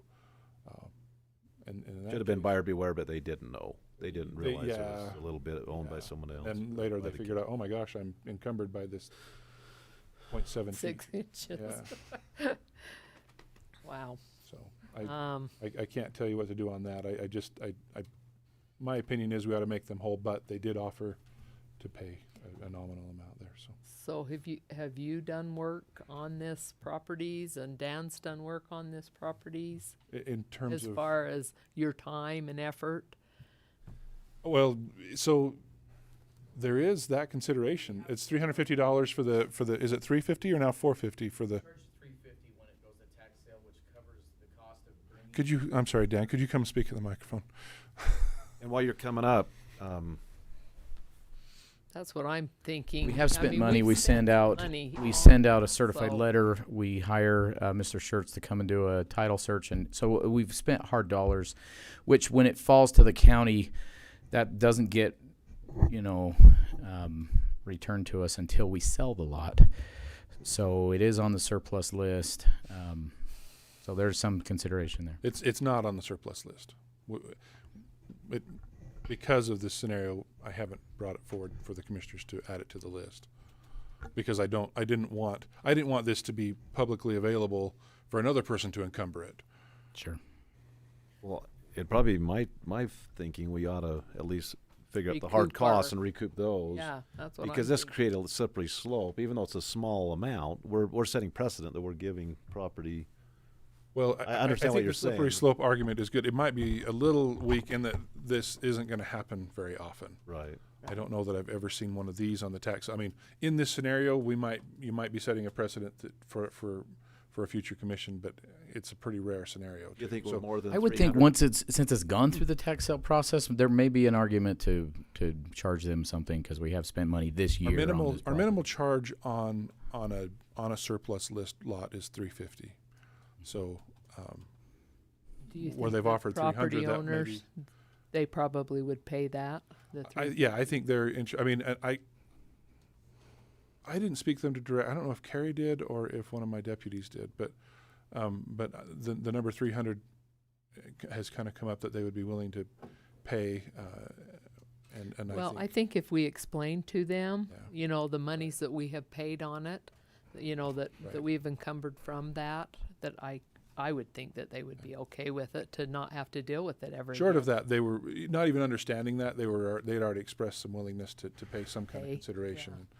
and I think 300 was discussed. So if And I you think would if we like- explained to them, hey, you dodged a bullet this year because we pulled this from the sale, you would have had They're aware somebody. of it. You would have had Yeah. somebody with ill intent owning that Plus some property. $3,000. Yeah, we saved you even nothing else legal fees or. So it could be, yeah, like I say, the county's interest is to recover those sunk costs there. Yeah, I mean, if we were able to just recover our hard costs and I think not make make, we're not looking to make a profit. Exactly. Yeah. All right, so you could then direct me to do that, and if they're willing to 350. pay the 350, And that's to our go ahead hard and prepare cost. the is- deed. By definition, that's our hard cost. that's the Okay. cost that the county. Yeah. I'll make a motion to approve the disposal of this property APN C-645-178-1 for $350 to the owner of Lot 51. Is that right? Mm-hmm. Lot 16, the 51's a fly leaf 16 number, one. yeah. Okay. Block in Like lot 16. 16. Mhm. Okay. Second. It's been moved and seconded. All in favor? Aye. Aye. I move on to number 5. Discussion on possible sale or lease of deed remaining portion of closed road 100 West in Summit to the owner of adjoining property. Also possible disposition of other unused roads in Summit town site. And this is a carryover from our last commission meeting, which was a carryover from another commission meeting a significant time before, but we asked to the information we needed to be able to take action this commission meeting so that it won't continue in the future. How's that? John? Okay, so I think first, I would have liked to have gotten these images scanned, but I've got some hard copies there. I wonder, maybe we kind of took a two-pronged approach on this, and I'll try and pull up some of these maps. But in the meantime, I wonder, Sam, if you could speak to some of the case law that you found on this, and kind of the direction we ended up talking about. Sure. So, in reviewing the statutory history associated with disposition of roads, that didn't come into effect the middle of the line road where you have to deed half to each of the adjoining property owners until about 2002. So that's relevant because what we have is a previously deeded portion of a platted road that's been built on. That's Mr. Rafty's neighbor. You don't need to take any action on. What we do have left over is the portion of the road that remains without a house on it and what to do with it. And so ever since 2002, going forward, the legal definition of a road is a county road is one designated as a road, and that goes by a plat map. So the recorder's office, everyone seems to agree that the plat map indicates the portion of property Mr. Rafty is referring to is a road. And so the county commission has a lot of discretion to act and make decisions. But one decision, it was an administrative decision from up north where they were dealing with the vacation of a road. And the administrative ruling was that you can act within your broad discretion except for when it's illegal. And to vacate a road in a way that's different than the middle of the line road that's been established would be illegal. So the only thing that you can do in vacating the remaining portion of the road is to follow and adhere to that middle of the line rule, which means adjoining property owners to this platted road, if you choose to vacate it, would each get a half of that road. And so if I recall correctly, Mr. Whitaker, the map shows that Mr. Rafty is an adjoining property owner for just a small portion of that remaining road, and that it would actually be his neighbors to the south that would receive half that road on either side of it. That's correct. Yeah. But ultimately, I don't think there's most of the people that I've spoken with agree that this is a road for purposes of disposition if you're going to vacate it. It would not be something that you would just deed out because there's no owner of record. We don't have any way to say, okay, here, have this without saying, all right, we need to vacate the road. So ultimately that means that we only have one option if you choose to vacate it. And that would be to split it down the middle rather than deeding that as a parcel to any particular individual. So what questions do you have about that? Point that out for us, Dan. And are we, in the agenda, it says, you know, sell, lease, or deed. What are we proposing we do? Yeah, Who owns that? right. Is it Summit City that owns the property? Is No, No, nobody owns it- it. Nobody owns it. well, So- yeah, I want to talk about that. And we've talked about this before, and I'm sorry I don't I've got the remember big as paper well. map here, but I was hoping to pull it up on digital. Find the right one. And it's a little confusing. Maybe I will do the paper map just because it's it's actually right there. So here's,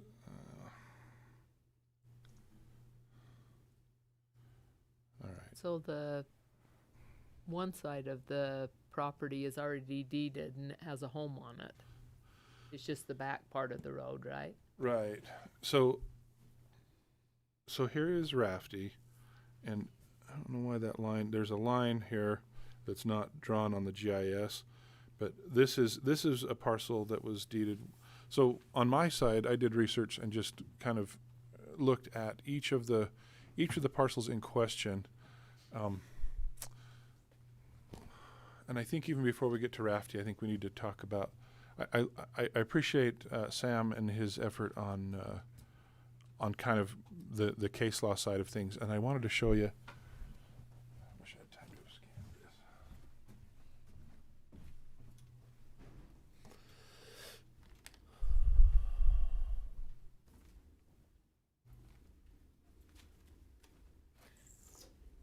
So they're talking about splitting it down the middle and giving those two. Well, what about the guy at the top? Does he get something too? Which means the guy at the top doesn't get any. It's Oh, that's just the way that it is. so.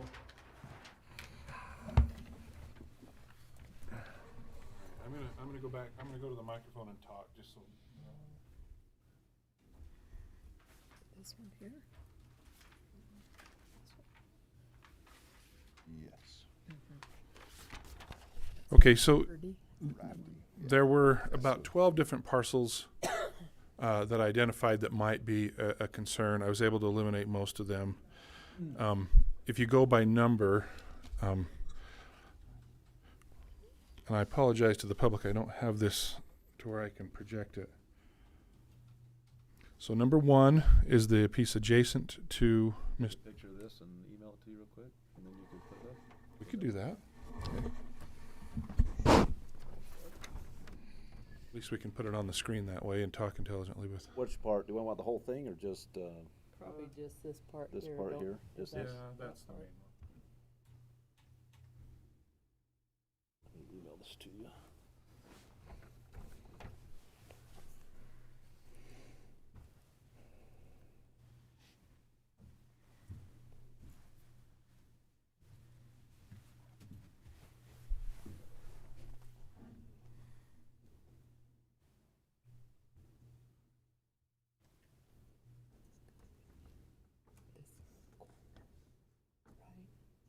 I think so.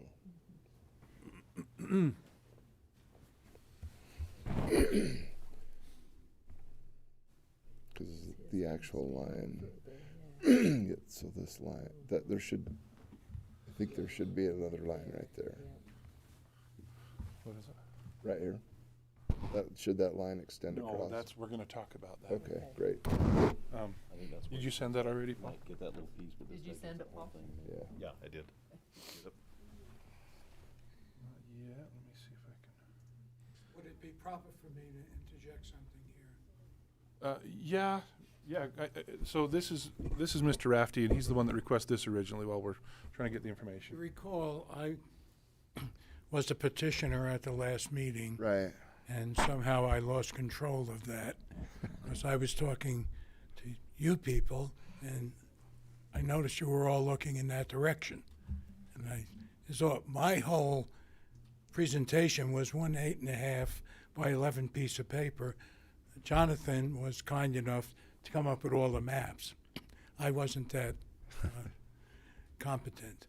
what you're discussing now, this split down the middle, I have gotten this from both land surveyors and attorneys, that is the current accepted way when the county Vacates gets the rid road. of something. The only concern I have, and I don't think it would matter, if you'll notice, my lot, for some reason, is, and it's all the paperwork I have is in rods. My lot and the lot next to me to the west are 3 rods longer than all the other lots going down Main Street.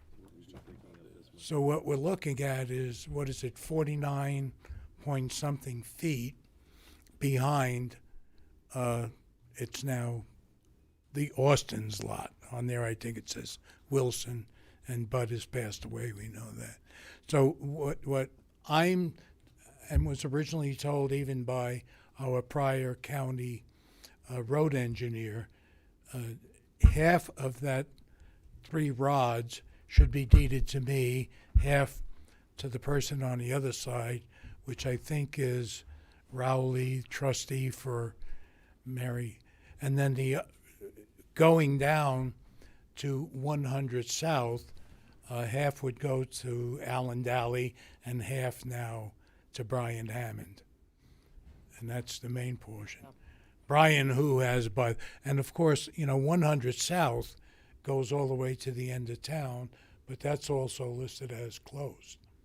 And Brian Hammond was smart enough to go put up a gate and I guess claim it as his.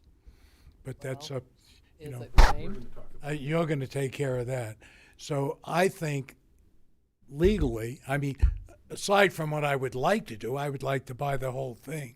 Or now I'm going to beseech, if you own it, the county, to get a tow truck out of there and get the rat-infested vehicles that Alan Daly parks in there, that have been there now for 4 years, this batch. He usually tows them away, I guess, and sells them, and then brings in a new batch.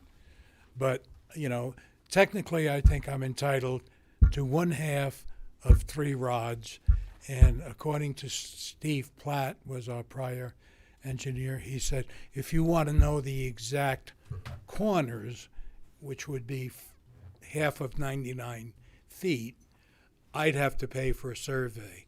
And I said, I could care less about those corners. I'm just going to have a funny shaped lot.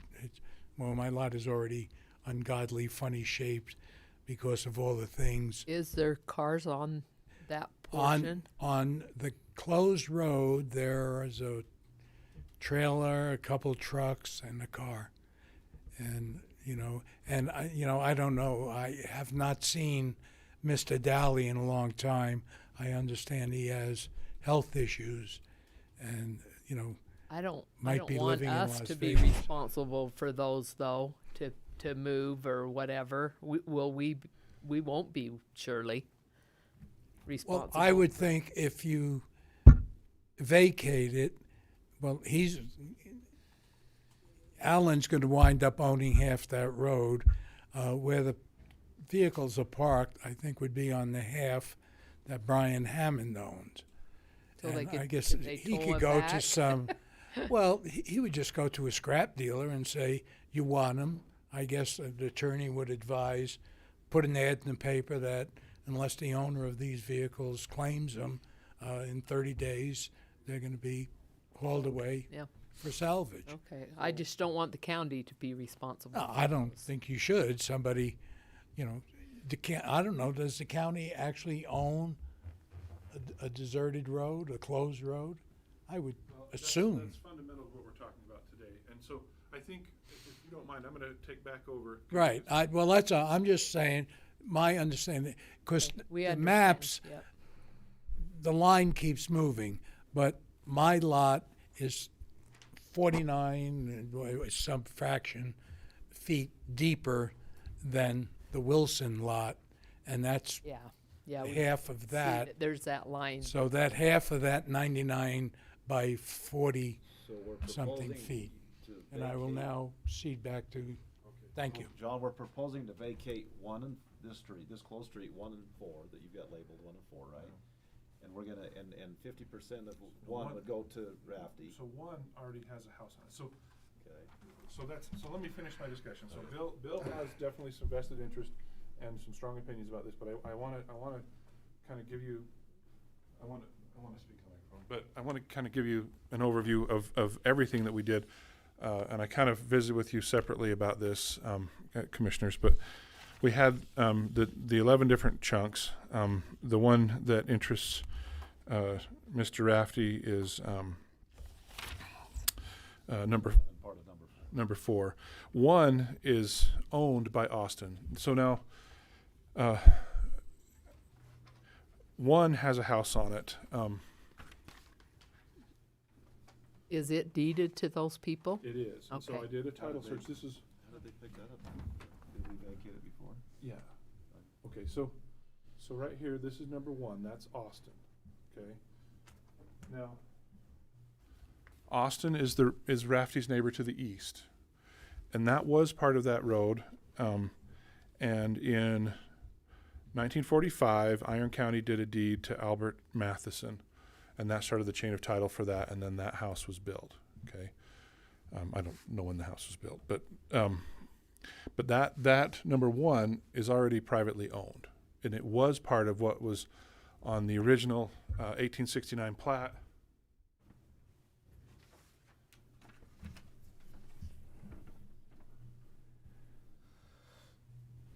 Labeled as closed street. Okay.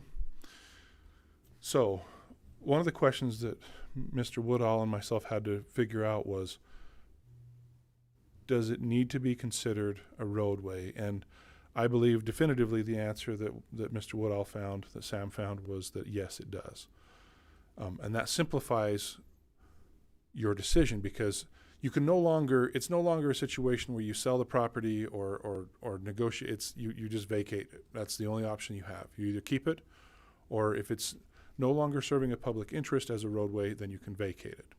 So as we go around that map, like I say, there were several chunks, and I think it's important maybe on the public record to note kind of all these different scenarios.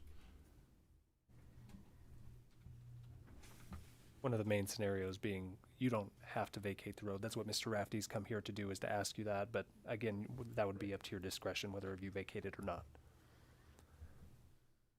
Okay, across the street from Austin to the north is a piece owned by Dally. And that's actually part of a larger piece.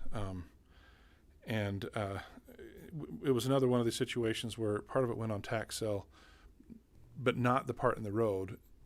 And I couldn't find anything where the county deeded, but in 1935, Mazer Dally and some others deeded to Hiram Dally that piece of the road. And that was long before the 2002 change that said anything that is a roadway is to be vacated down the center line.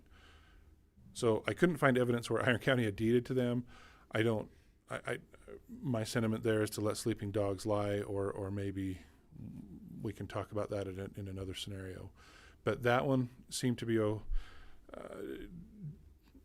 it seemed to be settled before the 2002 law. Whether or not the county wants to fight whether they have an interest, that's a separate question. If you go down south,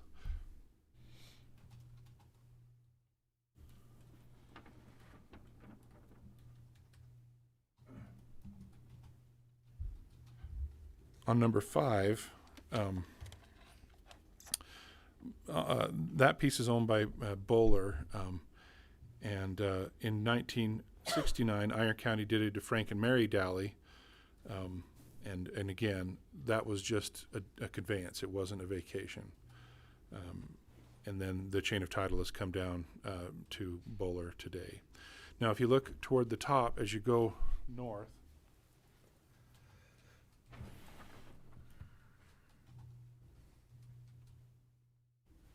number 3 reflects something that several of these parcels or pieces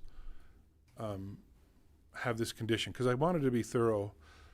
Number 3 is one And it's on the screen. It's just off of the picture above. It's north of number 2 there. If you notice on the map on the screen, there's a hard line.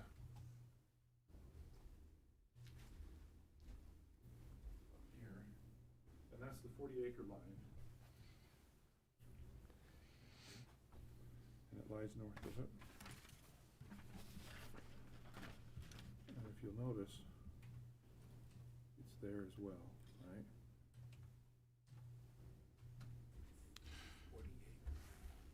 Yeah. So let's talk terminology for a minute. So we have rods and roods and perches and links, and 40-acre line, and so as the surveying field evolved over the decades and centuries, they would use the term 40-acre line. They still sometimes do, but that's basically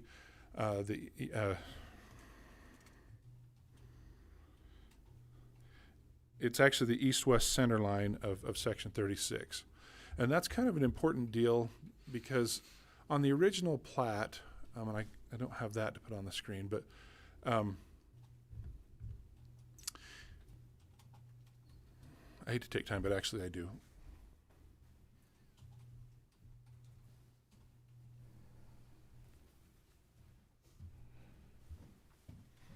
I took a picture of it about 9 years ago.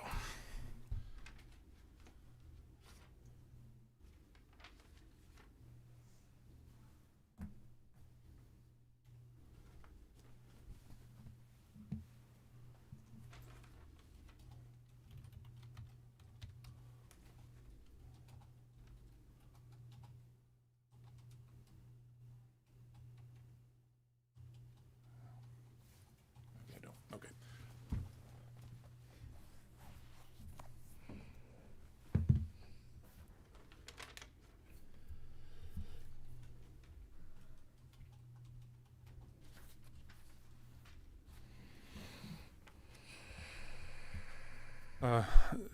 I couldn't find that, but on the original 1869 survey, the town plat was actually drawn past some of these lines, right? So that 40-acre line on the north, that parcel, that little chunk, number 3, is lying north of that line. And so I visited with several of the folks that have been in the business for a lot of years. I consulted with some of the surveys on file. And everything outside of those lines is actually not considered part of the town site. So in a quirk of the way the original town site was platted, it only exists to those lines, right? So one of the things I wanted to be absolutely clear about was that outside of those lines, especially in a scenario where it's called closed street and we're trying to figure out disposition, what does that even mean? And the answer is, not our circus, not our monkeys. It's outside of the town plat. Now the question is, do we own it? And the answer, if it's a roadway, the answer is yes, by virtue of the recordation of the 1869 Summit Town Site plat, right? And I mean, this is the full-size plat. That's what it was in 1869, and so anything in there we do own. But outside of those lines, we don't. And so on the big map, I've got the same numbers here, but we're going to refer to those.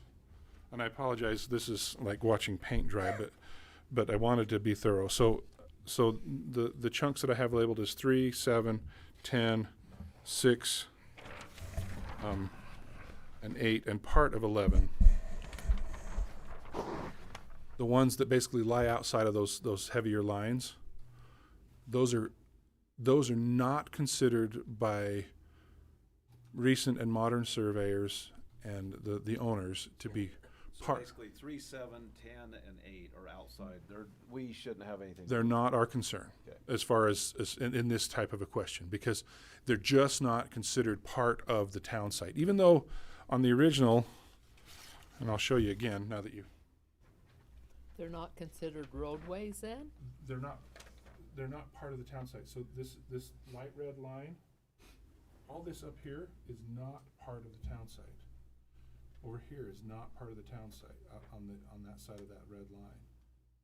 And on the south of that red line, not part of the town site, okay? Which simplifies the discussion today. So even though it reflects, and some of these do show over, it's not part of the original town site. Therefore, there's not a road to vacate. So does somebody own these? Yes. Oh, They're owned, they're being farmed, these are being farmed, this is grazing land over here. Okay. On the south side, on the south side. so what about these others Okay, inside? So let's talk about those. Careful, a lot of that is our cemetery. Yeah, well, the cemetery's a bit further north than that, but yeah, that's, so basically what I was conferring with the commissioners was about that outside of those heavy lines, it's not considered a part of the Summit Town site, even though it was drawn on the original plat. On the original plat, there's a very light red line, and visiting with surveyors and some of the title folks that have been in the industry for a long time, that have worked in the area, anything outside of those lines is not considered part of the town site. So that horse is dead. That's not part of the worry today, but I wanted to verify that positively, okay? All right, so there's just a couple more areas that I wanted to talk about. I think we definitely want to get to Mr. Rafty's question, but I went out and took some pictures, which I really wish I'd have had more time to prepare for this. I went ahead and took pictures of each of these areas. Number 9 over on the east side, the southeast part.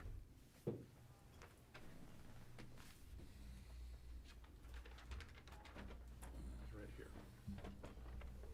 Okay, and they've got a fence right there. They're occupying it, right? But it's just, it's not But part of. it's not a deeded, not deeded. All right, so it appears the adjacent owner there on the north.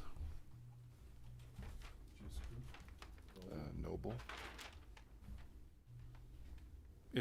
So it appears that Noble is occupying that, just based on my quick drive-by of the area, but there are no structures on it. So it starts to be a question of how far down this rabbit hole do you want to go? Today's question is Mr. Rafty, but the only option you have is to vacate that. So therefore, half would go to Noble, half would go to Johnson. What you're trying to do is set the stage to be consistent with all of them. Yeah, because that was part of the question I had. It's like, we can do this here, but what should we do? All right. How is it gonna affect the others, and how is Yeah. that gonna weigh in for setting precedent here? Well, and then they have more property to pay property tax on, maybe they won't want it. Yeah, I don't know. And I think we would be ill-advised to just plow forward without having some very thorough Discussions. conversations with these folks. As Well, you and go, you have sell on here, so is that, well, the question was, how could you dispose of it? And I think Sam has clarified that really the only way is to vacate it, okay? legally? Yeah, and so I'm just gonna, Vacate it, Yeah. it goes to them with no consideration, and then it goes on the tax rolls. Is that it? that's correct. Okay. Yeah. So, and then we've just got this other area, number 8A, is it looked like they put the gate inside of the line, but it also, if you look on the satellite image,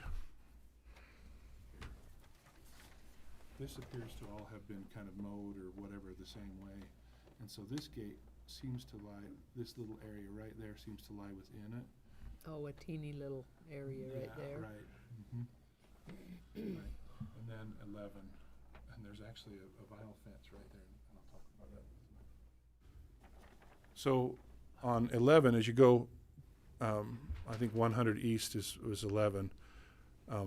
Everything south of 100 south on that number 11, in the platted roadway, they've got a vinyl fence across it, and they've got some cars parked in the back of it. I don't know who. And so that would be another one I think we would want to consider. But I kind of wanted to set this stage for everything, for you to be able to deliberate on Mr. Rafty's request, because we've got several scenarios where People are just occupying these roadways. Now, are they roadways to somewhere? No. I mean, if you have a platted subdivision, they're not going to willy-nilly make a road that doesn't go anywhere.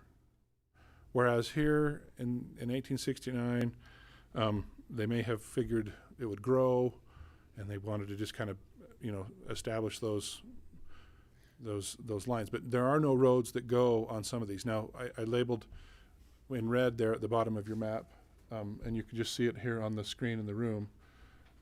There's a little dirt two-track road that goes up towards Summit Canyon, and I believe some of their water system. So John, sorry, but So that's being used. to go back, Yeah. so parcel number 1, how did Austin come to acquire that? Yeah. Because if it was vacated, shouldn't a half gone to Rafty and the other half gone to? Yeah, that's a great question. So number 1 was deeded from Iron County to Matheson in 1945. The law changed in 2002, saying the only way to dispose of a road is to vacate it and split it down the center line to the adjacent Know owners. that, they were able to just deed it to them. Correct, and that's what happened. At least with the Austin piece and the Probably, so I'll bet they bought it. I think there was consideration. Yeah. I actually don't have that written down. I did the title search, but I didn't. Do some of these lot owners think they own that piece? I haven't talked to them. Like I say, I've done some title work, and I've done just some satellite and some pictures. But I really, like I say, and you don't want to be messing with people, even though they might be squatting on our roadways. I think we need to be very considerate and careful about how we, visit with these folks and not yank the rug out from under them. Is that something that you'd be willing to I'm do? happy to do that, I'm kind of looking maybe. I can get What's when am I up for election? Is that what you said? Oh, He usually takes Mike with him because he packs. I like talking to Mike because he has good stories. He does have good I can stories. get you best. That's right. I wasn't sure. I'm going to interject again. Do The scuttlebutt. please come in. Scuttlebutt and Summit, and I'm considered a Johnny-come-lately because I bought my property in 2010. Your opponent for your position, Cindy White, grew up in the house I now own. Yeah. Cindy Bullock. But what I was told when this road came up by people who are on 100 South, they said, yeah, there were roads they never used, just put a fence across it and make it yours. Now, you're talking about Noble, 100 South is heading east, I guess, and it gets to 200, and Noble put a fence across it. And like you said, there's no structures, but there are sheds. And, but it's there. If you go with, you're talking about dividing it, then half of that is going to go to Noble, and half of it's going to go to Johnson. And I don't think Johnson wants it because he's got that piece of property for sale. And I'm sure he's not looking to increase his taxes. That's And all the and then going the other way on 100 South, which says Dally, I think, is now Brian Hammond, who's got this large piece of property with no roads, no frontage, right? His north boundary is my property. His west boundary is the end of town with no road. His south boundary is 100 South, which is closed. And his east boundary is the closed road. So he has will that no give him access then? to his land. So will that give him access if we split that one? If you split both, he would now have 49 feet, and I guess that would then give him access. Where he has the gate would sort of become. We the should end. clarify. First South is kind of a trench, but there is legal access right now, and he would have access off for 100 South. Yeah, if you split it and give it to him. Right now, I don't, the building department gave him a permit to build a building on there. I don't know how, but John, is the only thing in question today is this little piece right here, right? Yeah, unless you wanted to take more action, which I would not suggest. I think we better. I think you have a lot of work to do on what to Right. do with all this I would think other we stuff. want to get all the parties to a meeting and hash this out. Right. Just say, look, there's a law and nothing's ever been done official. Let's talk, right? Yeah. Would that be the thing to do? But We just send John to their doorsteps.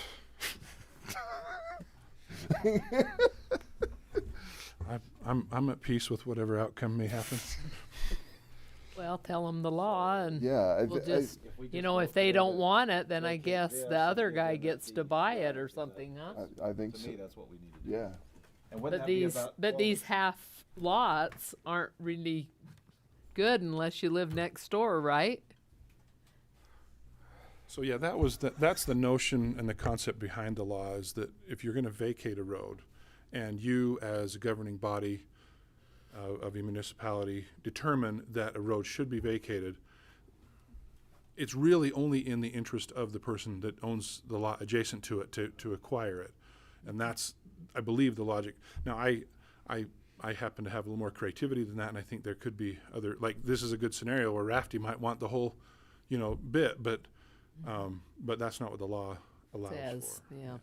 So Well, the law would have to split it between Rafty and whoever, and then if the other person didn't want it, he'd have to purchase it from him. but it's then a private transaction and no longer the concern of the municipality. Right. So have you figured what percentage of this number 4 it would be vacated and split between, it's between Rafty, well, it's just Rafty, so that would be split between, Boxell Ranch and Rafty. Yeah, So have you determined what percentage that little square would be? it's down the center line and it's a however many rod road. So is it, if you divide this in half and that's a quarter, so it'd be 12.5%? Is that? I don't know that, I haven't worried too much about the percentage. Just for a motion, just so we know what we're talking about, how much of this property we're gonna be vacating and deeding to Rafty. So you're thinking then to just vacate just that much, not the rest of this. Is that correct? Well, I would think that think today we would vacate the take whole thing, action on this portion. Right, And On so, number so, 4. so if you wanted to do that then, if you wanted to do all of 4, then I would say, that portion, that remaining portion of the closed road between Austin and 100 South. Or you could say, vacate that portion adjacent to Rafty, and it would vacate both sides. With respect to a partial vacation of a road, I don't know that the law would allow you to just say vacate only a portion now. It would be an all or nothing proposition. Mm-hmm. Okay, that's good clarification. Okay. That makes Does that sense. Sam, does that create problems with the others down the road, do you think, or not? Well, I mean, it may just inform your decision today to delay action just one more time while we try to visit with those adjoining property owners. Because I haven't had a knowing that- conversation with Hammond about this yet, and I haven't talked to So, Alan are we Daly in a gonna while. Table it until we talk to I everybody think else? so. I mean, I know that Mr. Rafty's been exceptionally patient. He has, and I'm sorry about that. But I also I do think there's something to be said for, getting this right, and I think, we don't want to be adversely affecting the citizens of Summit willy-nilly. tax Like I say, roll. I've done some research, but that doesn't mean we're all the way there yet. We need to talk to these folks and. Well, we don't want to take any action that may turn out to be illegal, and then we have to come back and say, just kidding, we have to do something different. kidding. Right. I think it's best in everybody's interest that we get it right the first time. Yeah, and I mean, this is important and not urgent for Iron County, even though it is a bit urgent for Mr. Rafty. And I think it would be good for some of these other folks that seem to be occupying the land for it to be legally and properly resolved. And I think it's in the county's and the taxpayers' interest to have that land be taxed. I mean, it's what we call escaped property currently, really, because it's a roadway that's not being Can we used as a roadway. Could we call for an open and public meeting and then have the concerned landowners, like say number 11, call just the landowners for that parcel that affects 11, hash that out, and then kind of move through them. So we're not all talking about it at the same time, right? Yeah, and there's intensely vested interest. I mean, yes, they're squatting, but And then we you can know, say split number, we're gonna vacate 11, split it down the middle, and then you guys hash it out privately what you wanna do, right? From yeah. Once they own it, that's private property. I mean, and so on their tax rolls, and if we're just limited on how we dispose of it. Right. it's gonna take some effort, isn't it? Yeah. No, it's kind of a tiger by little the tail situation, but Complicated, isn't it? yeah.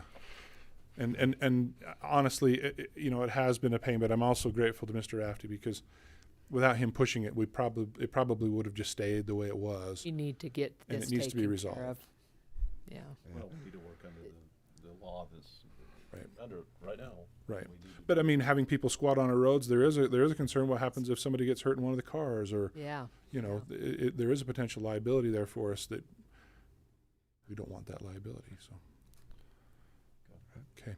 Well, So, and what is I your don't- direction for me? I don't think it's unreasonable to table it again. Not again. let's put it on the calendar for 2 weeks out and try and address as But much you as we can, and not table it indeterminate amount of time. Well, So I'd be in favor of tabling it, but start calling these parties in and then meet with them.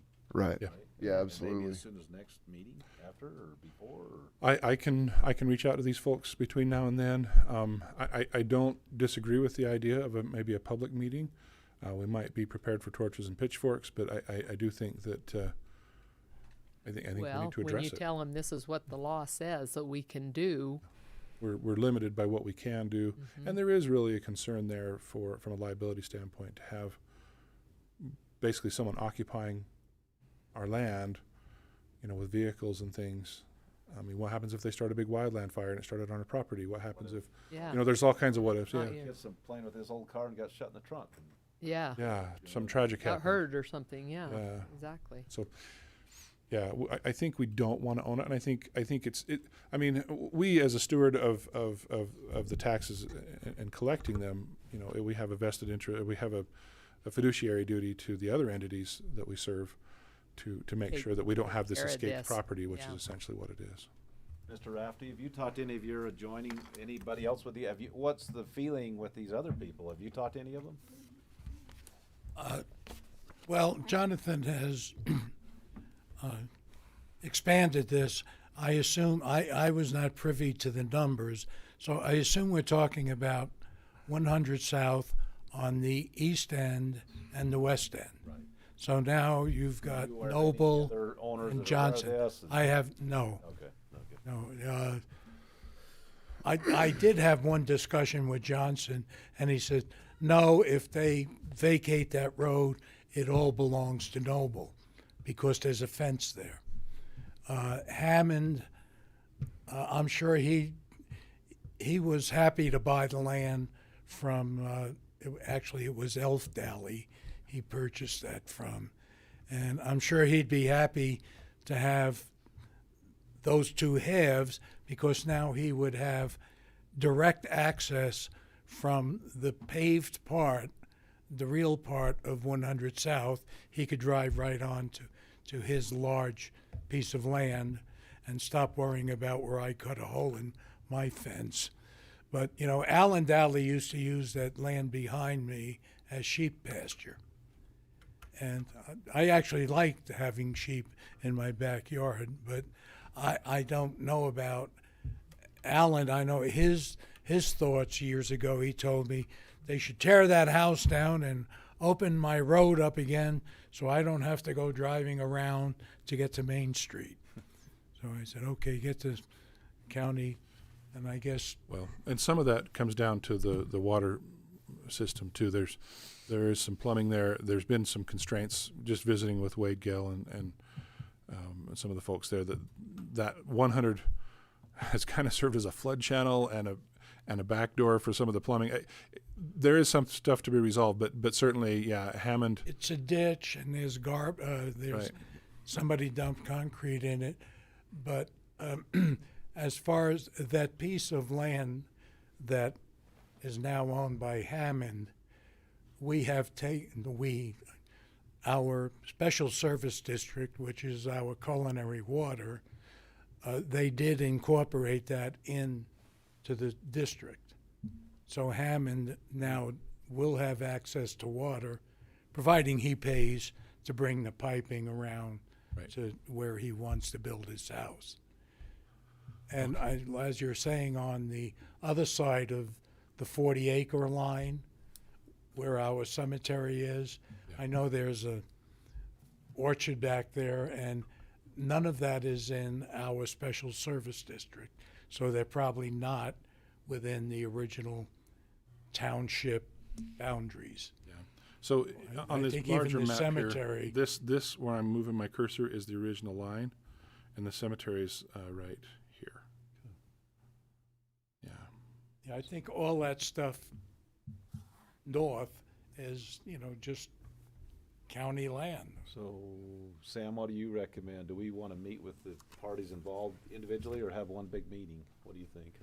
I guess that just depends on how time intensive you think each of the individual meetings, or if it would be more efficient to have them all here at once. Might be more efficient just to have a big meeting. I would think that way they can know what their options are. Look, we're either going to put this on the tax roll and it's going to be yours, or you need to vacate what's public right away. But Well, and the only concern I have is if we have a meeting and someone is unable to attend, I maybe would like to do both if and Maybe maybe go send them a with letter, the but also regular. stand on their doorstep, maybe with Commissioner Blake and his intimidating presence. Yeah. So just quickly, just to show you, so this, maybe. So this is the view looking down 100 East. There, as you can see, there's some vehicles down parked in the back, and this is a vinyl fence along it. Is that looking north? This is looking south. Okay. This is number 100 east.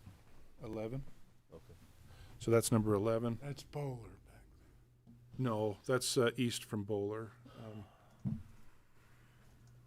Oh, okay. That's looking south off Main Street, off of Center Street. This is looking down that ditch that Mr. Rafty was talking about, kind of looking west from the end of 100 South. In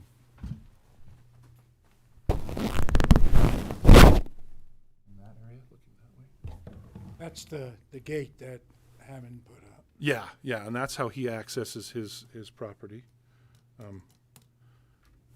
This is Austin, I believe, isn't that next to you?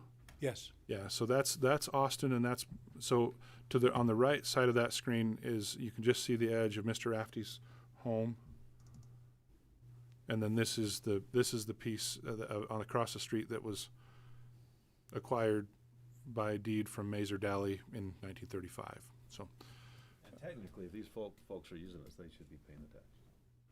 yeah, essentially they're squatting. They're squatting, but they probably don't know it, or they don't. It's probably yeah. not in the That's forefront looking of their. across Main. Yeah, that's across from your house That's to the east. Maxine Yeah, Deli. yeah. Mm-hmm. Bought it that way, didn't Right. And she told me there's an easement through that because the land behind it would have been landlocked. Right. So And you can She see sensed you can this- see that right here. That's the access those other folks have. So anyway, I think there's some work to be done. It sounds like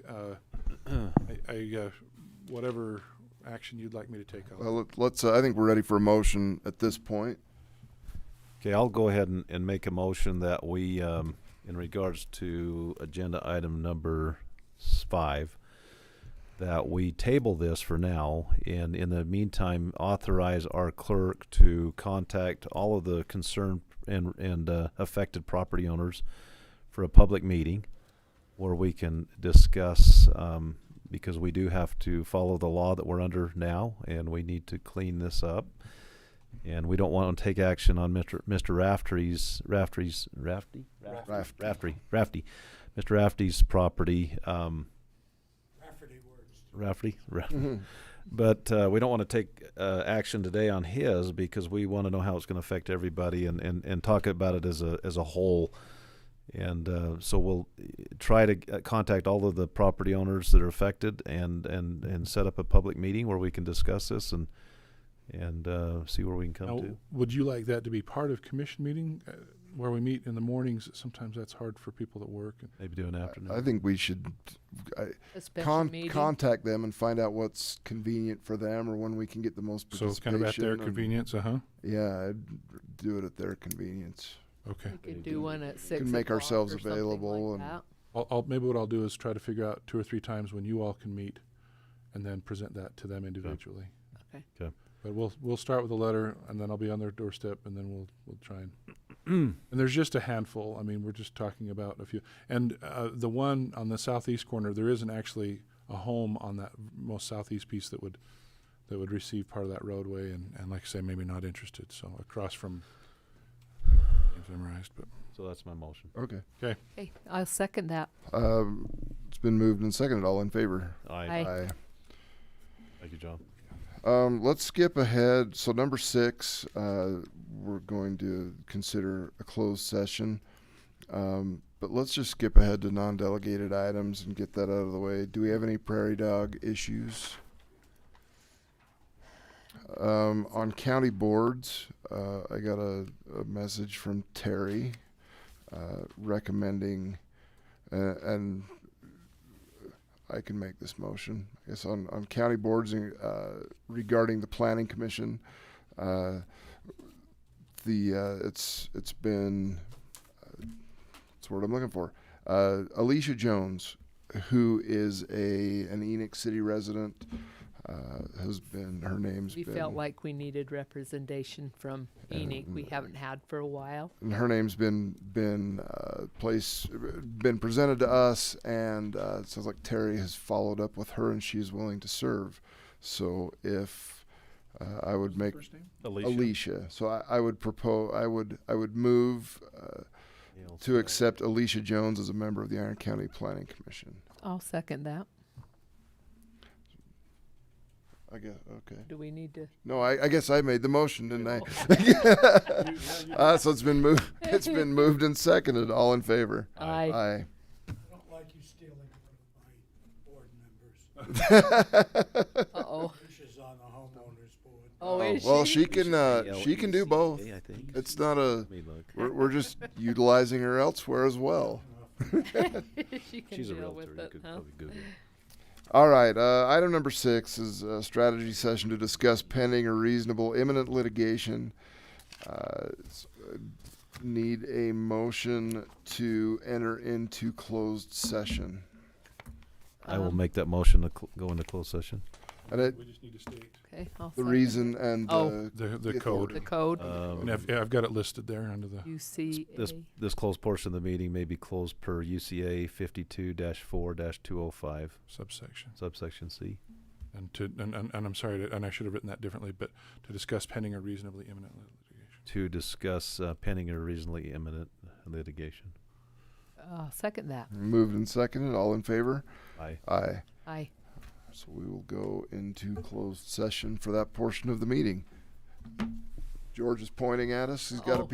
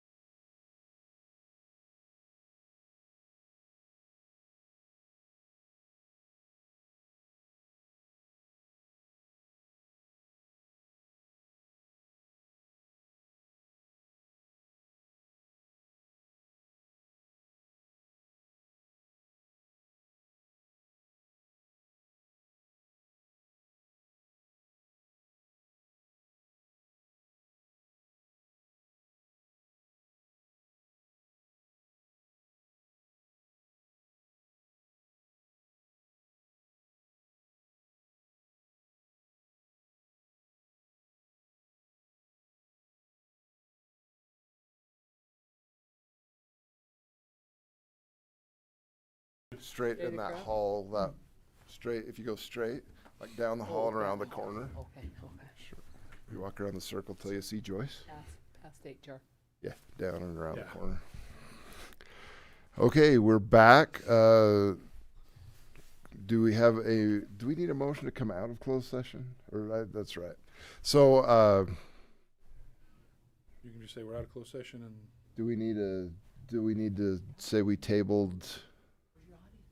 They're you can gone. just say we Yeah, took we no had action closed or Okay. It was tabled, yeah. Okay, the agenda item. You could have a motion to table it, I suppose. In close, so agenda item number 6, in closed meeting, we determined that we were going to table this issue to look at some more of the legalities and talk with some of the. Oh no, never mind. That's back. That's the other item. Yeah, you're good. We already did number 6 in open meeting. Number 6, closed session. We just tabled that item to look into it further. If there's nothing else, we'll call the meeting closed and adjourn. I'll second that. I'll third it. Thank you. Excellent. Fourth. Well, the engines just went out in